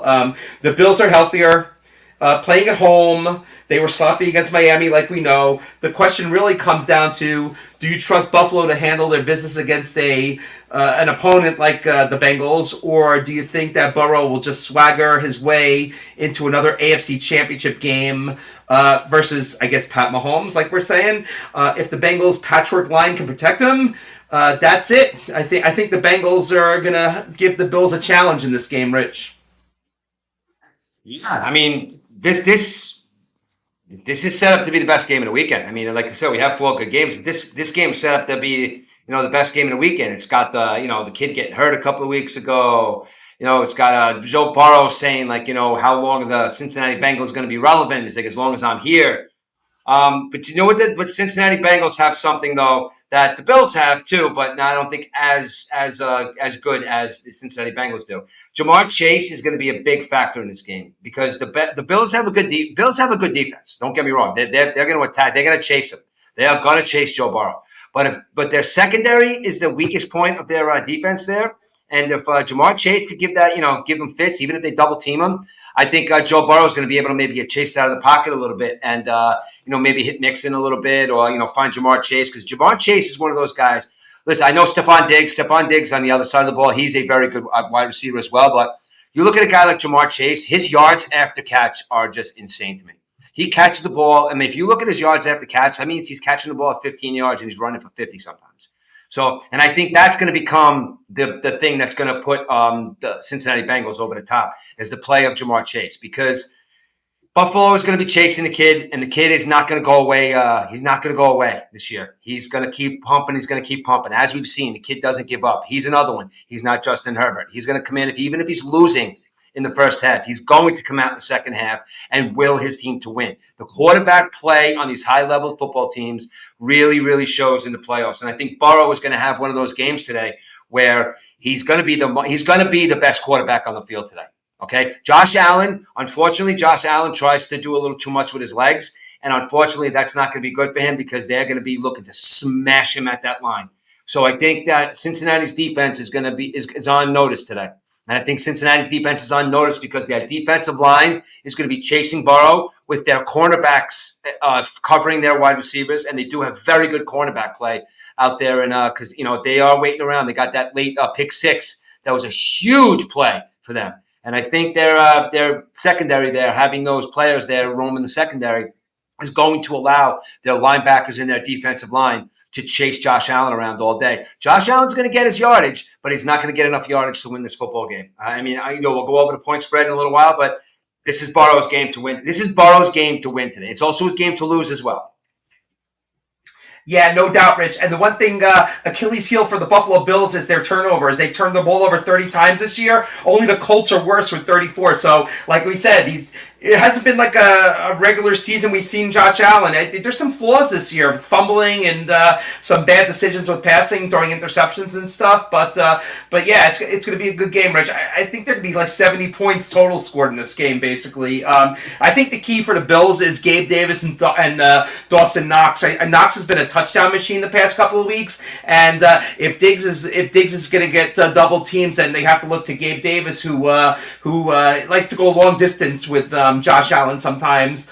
So that's going to be the key. And also the running game. They need to get James Cook going and Singletary. So they got to get some, your running game going. It can't be all the Josh Allen on the ground either and stuff. But yeah, like we said, I think Cincinnati looks like the better team. But the thing that gets me is their offensive line, Rich. If you got three guys out on the offensive line, it's kind of hard to patchwork that in the playoffs. But we'll see what happens. I mean, this is going to be one of those other good games. I think this is going to be a classic tomorrow afternoon. We'll be watching at 3:00.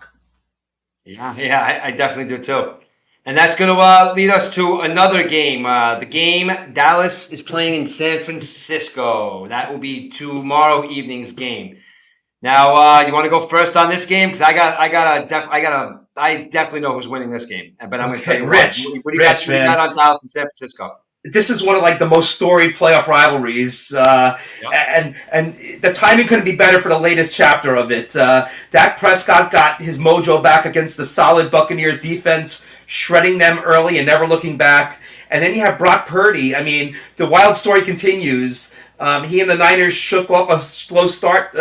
The rest, shook off the rust, and they shredded the Seahawks in the second half to cruise to victory. And I don't think the kid's lost yet, this Brock Purdy guy. It's amazing, Now these two teams of very similar quality and construction will face off, and both teams have the look of teams that could win the Super Bowl. No doubt about it. It's going to be a great game, I think, Rich. You remember the Dwight Clark game back in the 80s and stuff? I mean, these two teams... they don't like each other, and they're not in the same division, but they don't like each other. So what it comes down, either team can generate pressure on each other's quarterbacks to make a mistake. I think that's what this game comes down to. Purdy doesn't have a resume, but he won a playoff game last week, so he's got that under his belt. And don't forget, Dak Prescott had the 15 interceptions, tied for the league lead with Davis Mills of Houston. So there's no bad matchups in the divisional round. This game is a very good chance of being one of the strongest games of the weekend. But like I said, these two teams hate each other, and this is going to be a grudge match, Rich. Tomorrow night, 6:30. It's going to be amazing. I know the 49ers have all the mouths to feed. Dallas likes to shut down that running game, so Purdy might have to use Christian McCaffrey in a different way, and we all know McCaffrey catching the screen balls out of the backfield it can be dangerous as well. So it's going to be a great game, Rich. What do you think about this one? I think this is going to be a good game as well, but this game is going to be won in the fourth quarter, because I think what's going to happen this week is I think San Francisco is going to do this week what they did last week, but it's going to be a little bit harder to do on this Dallas defense. What I mean by that is San Francisco's game last week in the first half, it looked, like everything's got, they're playing even. And then all of a sudden, San Francisco's offense was like, listen, we got Christian McCaffrey, we got Deebo Samuel. Let's get 2 touchdowns real quick, and then maybe we can coast a little bit and kick back, because I think that's what they do. They're going to hang, and then boom, score 2 touchdowns, and then no one's catching them.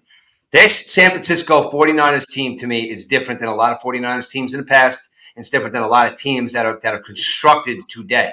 Because you mentioned Brock Purdy. Who's Brock Purdy? We have no idea who Brock Purdy is, but we know who their offensive line is.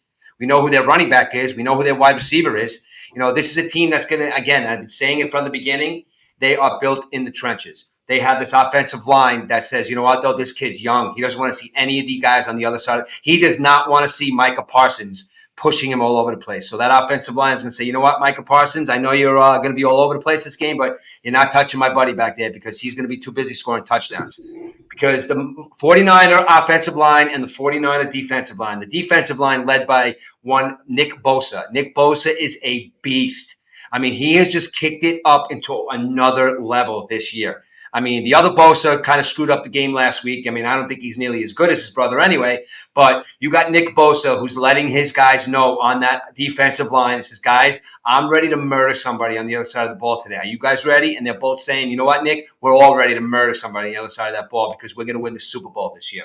The offensive line and the defensive line playing at such a high level is going to allow players like Brock Purdy to excel in this football game. It's going to be one of those games where Dak Prescott is going to throw 2 interceptions to the cornerback. One of the best cornerbacks in the league is on the other side of the ball, and he's going to be looking for an interception, and Dak Prescott throws a lot of interceptions, dude. And as well as they're going to have to double team Nick Bosa. They're just going to have to, because he's going to be that much of a threat. So when they do double team Nick Bosa, and there's going to be other guys free, because the 2 ends are no slouches either. So that's going to be where the game is going to be won, like this game is won every year. The offensive line play is going to allow Brock Purdy to get the ball to Deebo Samuel and Christian McCaffrey and Kittle and the whole cast of characters. On the other side of the ball, the secondary and Nick Bosa and the boys on the line are definitely going to keep Dak Prescott to maybe 1 or 2 touchdowns. The 49ers are going to win this game, and they're going to win this game today with their trenches, like I say, they've been winning every year. Yeah, Rich, do you think we could finally say that Tony Pollard has become the number 1 running back in Dallas now over Zeke Elliott? Yes, absolutely. Ezekiel Elliott's going to probably want a lot of money. He's going to want to go somewhere else. He's going to want to get traded. And I think Dallas is nuts that they keep Ezekiel Elliott over Pollard. Pollard's a star. He's going to be a future star. Yeah, Pollard's a free agent, I think, too, so he could leave as well. That's crazy. But, yeah, Pollard does it all. I think you signed him, right? I think you signed Pollard, right? You signed Pollard. Of course they could, yeah, definitely, and I think there's some age too. I think Pollard's a little bit younger than Zeke, but I think Pollard does it all out of the backfield and stuff. He's like he's kind of like Christian McCaffrey, Pollard. And he hits like what he does. He hits like Ezekiel Elliott used to hit in college. Exactly. Zeke's been around about 7 years, right? 7, He's 8 another years. one, soft. He's soft. Yeah. Another guy. He's soft. Yep. Exactly. So that's going to be another good game. And then we have a game tonight, Rich, 8:15. What are we watching 8:15 tonight? Let me start with these guys. Being that I'm the Jet fan of the group, let me start with these guys. Now, guys, before I go off on this tangent, my Big Blue friends out there, okay? Let's go Big Blue. I want them to win this game today so badly. just to do something for New York / New Jersey, to have a team playing in the playoff. Do you know how exciting it would be? You know how pumped up I would be right now if I was waiting for the New York Jets to play the Kansas City Chiefs instead of the Jaguars. It must be the Giant fans out there right now, Cousin Joe, and all those guys out there, Dan, and all our boys out there. You guys, I as a Jet fan, are going to be pulling for the New York Giants. I'm going to be all over this football game tonight. Now, I can't get my son on board yet to be rooting for the New York Giants like I am, because he says we are Jet fans, and I understand that, but he's also a kid that could go out and root for wear any other jersey too. So he's got a little skewed way of thinking as well. But let's go Big Blue. Now, I want to point out one thing, and I'm going to hear what your response to this is and what you think. Do you notice the Giants are playing great this year? Name me a jersey that you see Giant fans wearing out there today, besides some of the old guys like Tuck and Manning. Do you see any of these new Jet jerseys besides Barkley out there? Have you seen anybody? I've seen a couple of Daniel Jones jerseys, Rich. Have you? I haven't. Okay, I haven't. Yeah, I've seen a couple of those. The point I'm making is listen, Ward, Lawrence, and Williams, they got to become Strahan, Tuck, and Umanura. They have to, and I think they can. If those three guys can become the reincarnation of Justin Tuck, Strahan, and Umanura, if they could become the reincarnation, this might be a team that is the only team I think that could give the 49ers a little, fluster them a little bit. I think this Giants team is like Giants teams in the past to run in there as a wild card and definitely be like, look at us. Who's my quarterback? Who's my wide receiver? Who am I throwing the football to? But you know what, though? We're a team that's going to play together. And you know why? Because our coach is an awesome guy. Our coach knows how to play football. Our coach told us from day one, it doesn't matter what your record is. We're going to get into the playoffs. We're going to make noise in the playoffs. Dabo told these guys that they can win. And right now, Dabo is telling these guys, you can win this football game tonight. So, obviously, you guys know where I'm going with this. We're going to do our picks with the points in a couple of minutes, but I want to see Big Blue in the NFC Championship game next week. As I do think that the 49ers are going to win the football game today. I do think so. But in a great book or a great, story, the storyline of the New York Giants against the Dallas Cowboys in an NFC Championship game will have the NFL on fire next week. I think one of those teams is going to go there, but a Giants-Cowboys NFC Championship would be enormous next week. Enormous. But I do think the Giants are going to come in here, and Daniel Jones is going to continue to do what Daniel Jones does. He's going to rush for about 70 yards. Saquon's going to rush for over 100, and their defense is going to keep them in the game tonight. So let's go Big Blue. Okay, yeah, you want Big Blue. Gonna go the other way, Rich. I don't know if you realize that the Philadelphia Lincoln Financial Field has been a house of horrors for the Giants the past 9 years. 9 straight losses. They've gone through 5 head coaches. Not one Giant on the roster has ever won a game in Philadelphia. You had some bad luck. You had 2014 Victor Cruz suffered the right patella tendon injury. Same injury I suffered the following year playing softball. It was the Eagles' first shutout in 18 years that game. You turn the clock to 2016. You had a 24-19 loss. Delayed Giants playoff clinching. Eli Manning had 3 interceptions and a career-high 63 passes he threw, almost like Brady last week. 2017, you had Eli Manning throw 3 touchdowns within a 5-minute, 27-second span in the fourth quarter, but they wound up losing. The Eagles scored 2 field goals in the last minute. Jake Elliott kicked that 61-yard field goal with no time left on the clock. Then you have 2018, 19, and 20. The Giants blew leads of 16, 14, 11 points respectively over those 3 years. In 2018, they blew a 19-3 lead. Saquon only had 5 touches in the second half. And the red zone interception by Eli Manning on the 2-yard line really put the damper in that game. 2019, they had the 17-3 lead. They wound up losing 23-17 in overtime. Eli started that game after Daniel Jones got hurt. Remember that was when Eli was benched for Daniel Jones, so it was his first start in 12 weeks. And you have 2020, you have Evan Ingram missing those 2 passes, and a 21-10 lead became a 22-21 loss. Now, I know everyone loves their heart. They bet with their heart and stuff like that, but though, we got to look at reality for the Giants. The Giants are 5-0 against AFC teams this year. 4 of those wins were against the South. One of those wins against the Ravens. They were 1-5-1 versus a division this year. Like I said, they haven't won a game in Philly in 9 years. They only won 3 of their last 10 games to finish up the season, and one of them was the tie against Washington. Daniel Jones has an 108 passer rating over his last 3 games he played, but 2 were against the Vikings and 1 was against the Colts. So we all know how good those defenses are. The Eagles have one of the best secondaries in the league with their veterans Darius Slay and former Giant James Bradbury, who was cut. The secondary loves to lock up the receivers, leading to the league lead of 70 sacks for the Eagles. It's important for the Giants to keep the game close. They need to get the ball to Saquon Barkley. They need ground control, clock control of the, get the Eagles off the field. That's the key. Is Jalen Hurts back to normal? Is he still hurt? Whatever. But the Eagles are giving up 121 yards per game on the ground. So the key is for Daniel Jones and Barkley, like I said, to keep the rushing game going. Barkley hasn't got 100 games versus the Eagles in 3, 4, maybe 5 years. He hasn't rushed for 100 yards against the Eagles. And the key for the Eagles is Boston Scott. Now, Boston Scott is the second string running back behind Sanders, but Boston Scott loves playing the Giants, and he always scores touchdowns against the Giants. So I know you guys like your FanDuel props. Boston Scott touchdown tonight. And you know what?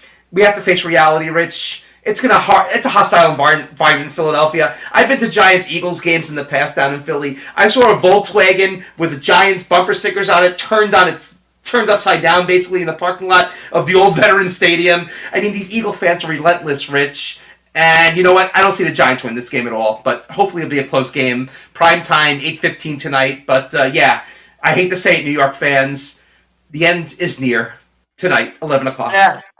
I think that the Giants are going to will themselves to win this game tonight. But the only thing that does worry me is, you didn't mention, what's his name's coming back today. Chauncey Johnson's coming back today. He's been out for a couple of weeks. He's the cornerback for the Eagles. Yep. He had 6 interceptions in 11 games. He's been hurt the last couple of weeks, so great night for him to come back too. But you know what? I think what that means to me. Like I said, Rich, the Eagles, the secondary likes to put these receivers on SmackDown, and the Giants, I mean, their receivers are, they haven't had the big name receivers, but I know they won in Minnesota last week, Rich. I know the Giant fans are holding their hat high on that, but you got to face reality, Rich. I mean, the team was 1-5-1 in the division this year. I mean, I know it's the playoffs is a different year, but you got to win those games, and having a 5-0 record against the AFC South and the Ravens, I mean, AFC South was Swiss cheese. So I know Brian Daboll's a good coach; he's a motivator, but what Giant team is this? We'll see tonight, Rich. I might be eating crow at the end of tonight, whatever. But I just don't see the Giants winning this game. I understand the New York mystique and let's go New York and stuff like that, 90 miles down the turnpike. But you know what? You said, how would a Cowboys-Giants NFC championship be? Hey, how would a Cowboys-Eagles championship be next week, too? Think about that. Yeah, that's even crazy. But you know what I think. But what I do think, though, Ian, I've been looking at this pretty closely. Is Jalen Hurts is still hurt? I think, and I don't think it's something that's kind of like he's got a twinge. I think if hit the right way, he may go out of this game tonight. And that's the key. If he takes one bad hit, Rich, it might happen, but. They have Minshew as the backup. Minshew's not chopped liver, Rich. He could start on some teams, that if he was a starter, but he can come out and reserve. But Gardner Minshew comes into that game. Julian Love and Thibodeau are going to have a field day. I think they're going to have a field day out there. Definitely not having like Skylar Thompson on your team. I think Minshew's been there before and stuff, but who knows about Hurts? He got the week off last week for rest, Rich. Who knows? Yeah, exactly. Who knows? And that's why we play the games. And you made a good point about Boston Scott too. He might be He might be somebody that's going to. I think this game is. I think this is going to be a good football game. I think it's going to be a good football game just because of the beef that these two teams have with each other. And I think it's going to be a good football team because these are two teams that aren't going to be a Charger team that's going to not come out in the second half. They're going to be a team that's going to maybe they're down 2 touchdowns in the fourth quarter. Maybe it's like teams have come back. This is going to be a game where neither team is going to give up, and that's why this weekend by far is the best sports weekend of the year to watch football because I have such high hopes that these are going to be great games today and tomorrow. But you know what, Giants fans? If your team does get blown out, you got nothing. You got nothing to feel sad about. You had a great season. Brian Daboll's a great coach. So you know what? Even if you lose like 48-10, whatever, I hope not. But you know what? Hold your heads high, Giants fans, because you got a positive future ahead of you. Yeah, absolutely, absolutely. So now that we went over the games, now let's give up because I said, well, I mean, I'm sure even with the 3 points extra, I'm pretty sure I still can't win against you. So I'm sure the Amish outlaw is out there listening. He's gonna be counting. Listen, stay tuned. Stay tuned before we're done here too. I got a little announcement about the Amish outlaw too. So I got a little announcement. So maybe we'll save that to the end though.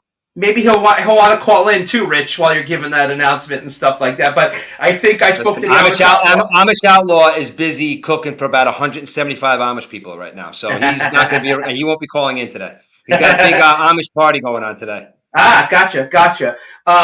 But I was off track. Oh yeah, Amish Outlaw spoke to me last week, and he said that he wanted me to make the picks first this week. So I'll make my picks, and then you can piggyback off me, Rich. There, okay? So the first game we will look at is I get my spreads here, my point spreads. The first game is the afternoon game today, Rich. The 4:30 game.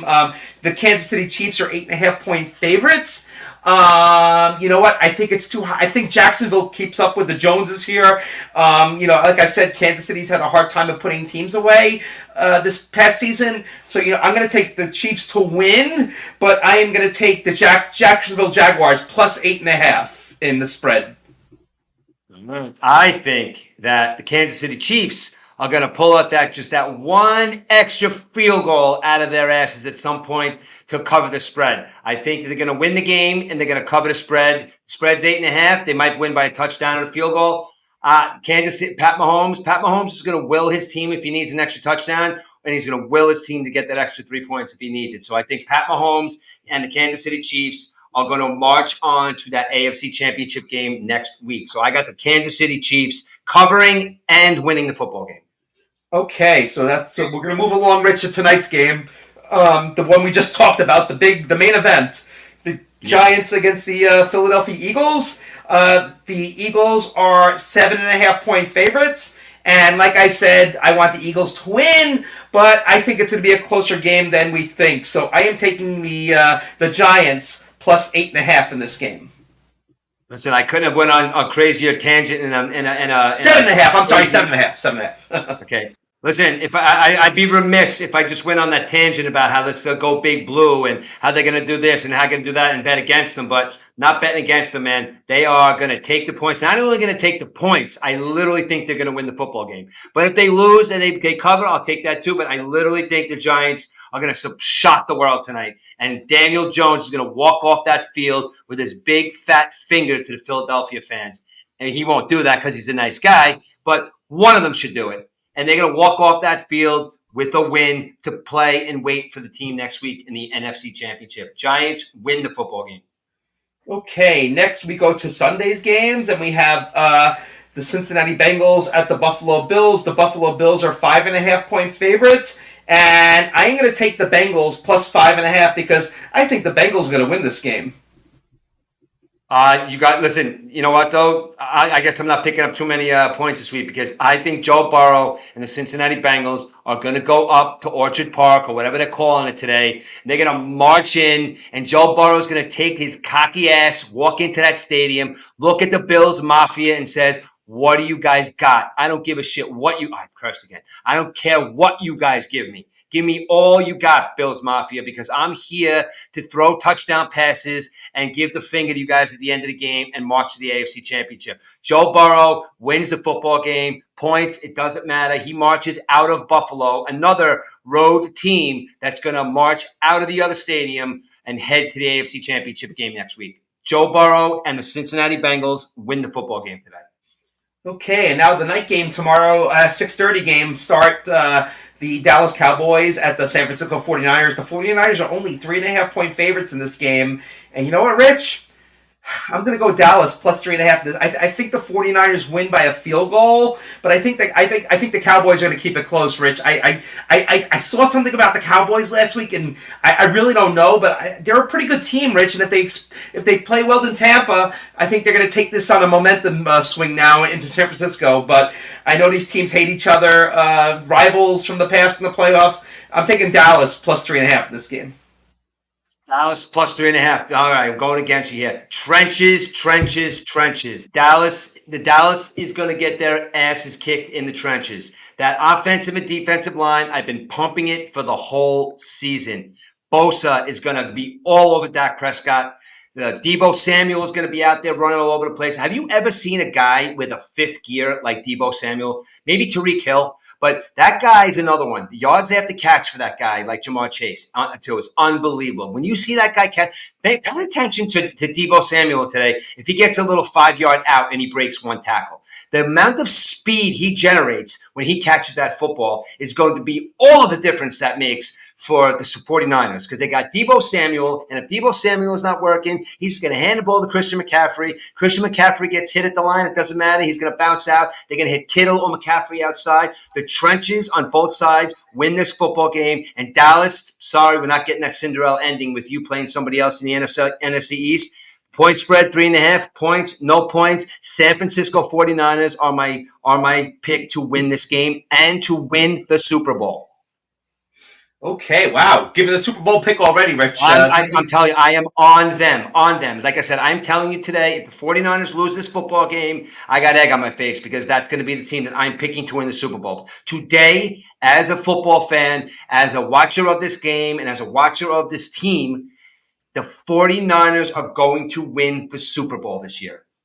Okay, and Giants fans, I want you guys to come after me. I want you guys to bash me on Facebook if the Giants win tonight, because hey, that's what it's all about. We have fun with sports. But Rich, before we move on, I just want to ask you one more thing, right?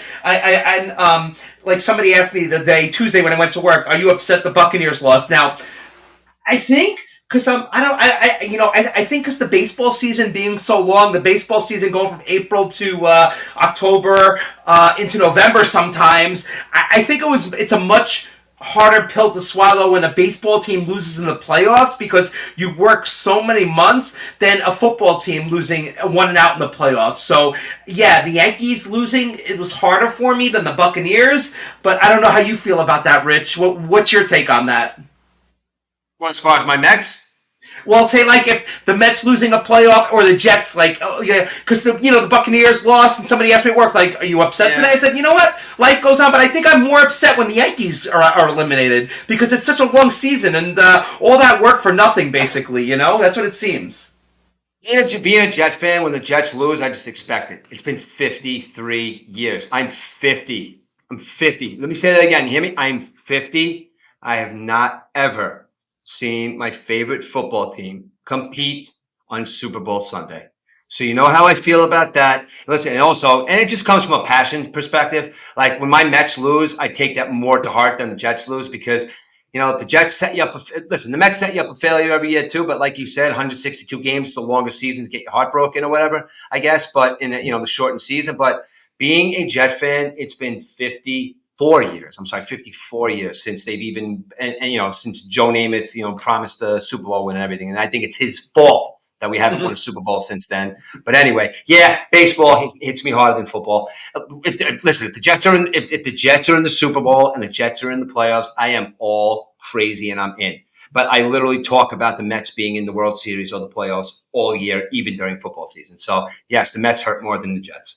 Yeah, definitely. I think baseball hurts more than football. And one more thing, you said Joe Namath. I saw a snippet this week that Joe Namath said if Aaron Rodgers comes to the Jets, he will allow his number 12 to be unretired, which it never should have been retired in the first place, right?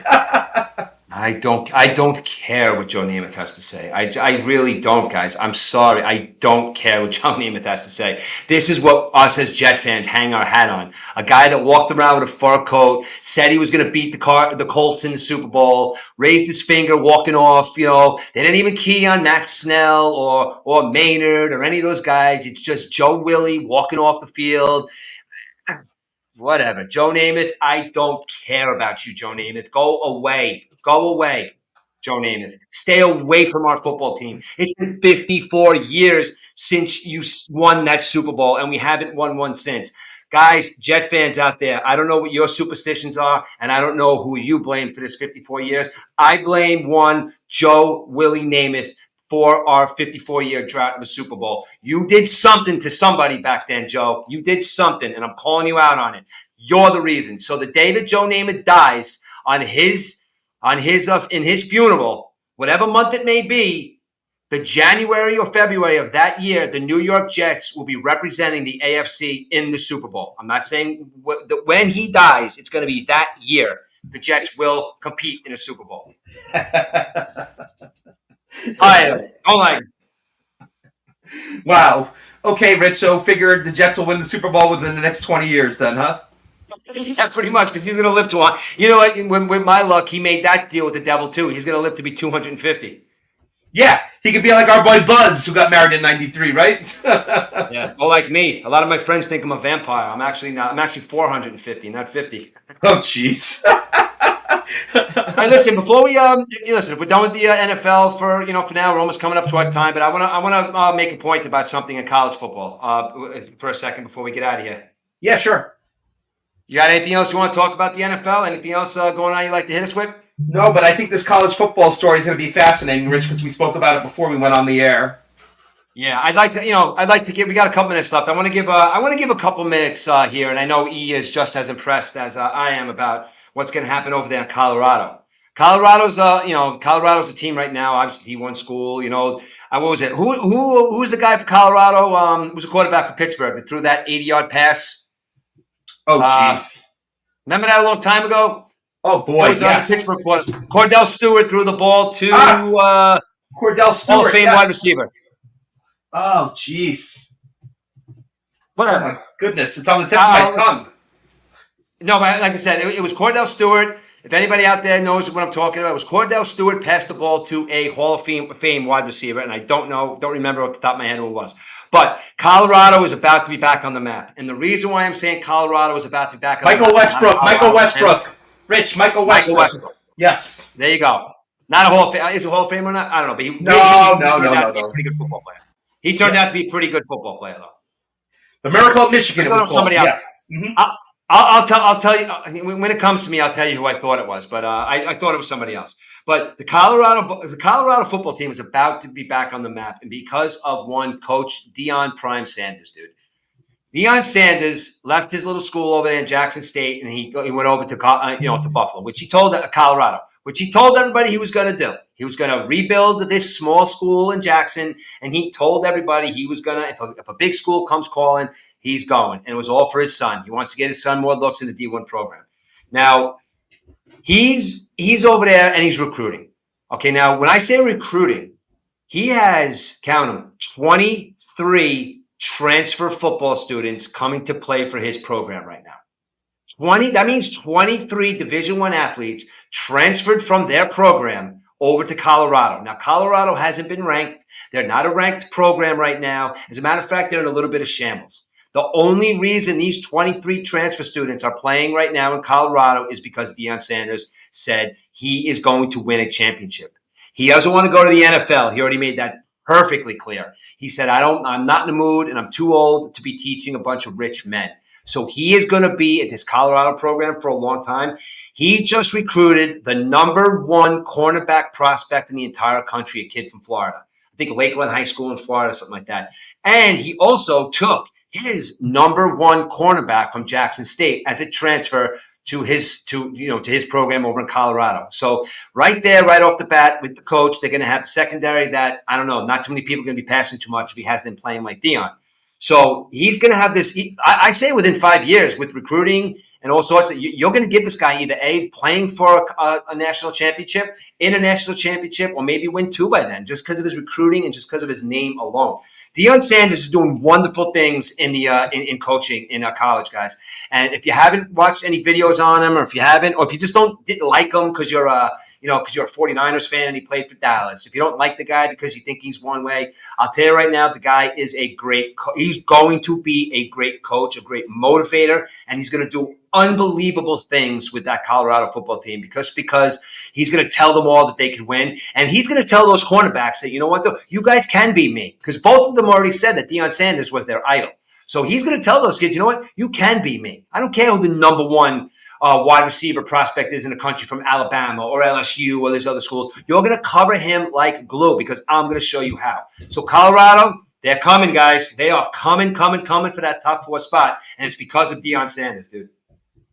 Yeah, and Colorado's only played in 5 bowl games in the past 20 years, and we all know it only takes 6 wins to make a bowl game. So yeah, definitely kids are going to want to go to Colorado. And look at this Pac-12 school. Who knows? Maybe they'll make the championship one day, Rich. We all know the SEC loves those championship games, but Colorado knocking on the door, and hopefully this Deion Sanders move will attract kids to that university. Yeah, absolutely, man. Absolutely. I had to get my 2 cents in on Deion Sanders because I've been all over that guy lately. All righty. Yeah. So, Rich, something big coming up this week you want to talk about? Special show or something? Yes, I do have a little special announcement here. Is he listening still? He's in the live studio, but he might be out there cooking for all his Amish friends. Our Amish outlaw buddy has contacted me. Now, my Amish outlaw buddy our Amish outlaw buddy gets on here and he gives his 2 cents. He says what he wants and then he pops in and out. I think he's a little shy sometimes to talk in the microphone, but I think the Amish outlaw got a little taste of what it's like to get his opinions out there and to get in a bit of talk. So he contacted me the other night via Morse code. So he basically told me to call him because he's not allowed to use his cell phone, in front of everybody because no one up there knows he has a cell phone. So he called me the other night via Morse code, and I sent him a text. Amish Outlaw wants to do a show with Murph, with me. And the only reason why I say it with me is because there's going to be a lot of topics that we're going to be talking about that my partner, EDUBBS, has made it very clear that he doesn't want any part of. And that's the only reason why EDUBBS isn't going to be chiming in on this. Okay?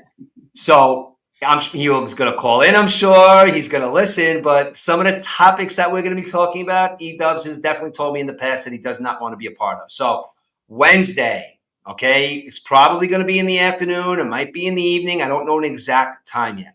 We are going to be coming to you live from the fireplace. And I'm not going to tell you where the fireplace is. I think I have to drive my car about 200 miles west of here, and then I got to get on a horse and buggy. And listen, I'm going all out for this, guys. I'm going on a horse and buggy. I'm getting along. It's probably going to take me about 5 hours to get there just because of the commuting.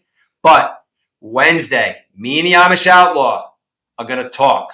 We're going to go mano a mano, and we're going to chit-chat about life. And we're going to chit-chat about whatever the Amish Outlaw wants to talk about because he's bringing the moonshine. So this is what's going to happen. Wednesday afternoon, Murph and the Amish Outlaw are going to be kicking it. We're going to have we're going to have maybe a name for the show. We don't know yet, but it will be coming on Wednesday, and I'll be promoting it in the next day or two. So look for a show coming soon on mine and E's channel, the Murf and EDUBBS channel. Look for a show titled, we don't know what the title is yet, but The Outlaw will be in the title, and it's going to be Wednesday. We're going to have some fun, and I know some of the topics we're going to be talking about. It's going to get a little graphic, so have your earmuffs on. All right, guys, I'm just letting you know. So it's not going to be the Murf and EDUBBS fun sports show. It's going to be a little bit of, me and the Amish Outlaw talking about things that make us mad, make us happy, whatever it may be, whatever comes to us. We're not even going to have a script ready. We're just going to talk. Hey, Rich, he might be bringing the moonshine, but you're driving right into the woods. Who's bringing the Wi-Fi? You better make sure there's Wi-Fi there, too. But don't you worry about it. What do you call it? The Amish Outlaw is going to put a second kid on the bike. He told me already. He's got another kid. He's got the one kid that's going to take care of him, and he's got the other kid that's going to take care of me. So they're going to be pedaling for about 9 hours to getting that Wi-Fi going. So we're going to have 2 peddlers, not one. So that's how we're going to get the Wi-Fi going. I guess child labor laws don't apply in the Amish community, huh? Absolutely. All righty, we're coming up on our 2-hour mark. So anything else you want to get to? I had a good time today. We're going to get this out before the football games. No, I just want to tell everyone enjoy the games, and Giants fans, you might be hating me, but you know what? You might be ranking on me tomorrow morning when the Giants win or lose, whatever. So, like I said, enjoy the games, be safe, and we'll see you for episode 30, believe it or not, next week. Absolutely. We got episode 30 coming next week. And I'm going to leave you guys on one. I know I always say later, but I'm going to leave you guys on, oh, what is it? 3 words. And then I'm going to sign off. Ready? Ready for these 3 words? Yes. Actually, 4 words. 4 Uh-oh. words. Let's go, Big Blue. Win. Wow. Let's go, guys. Have a good one, everyone. As we always say, later. Peace out, everyone. Take care.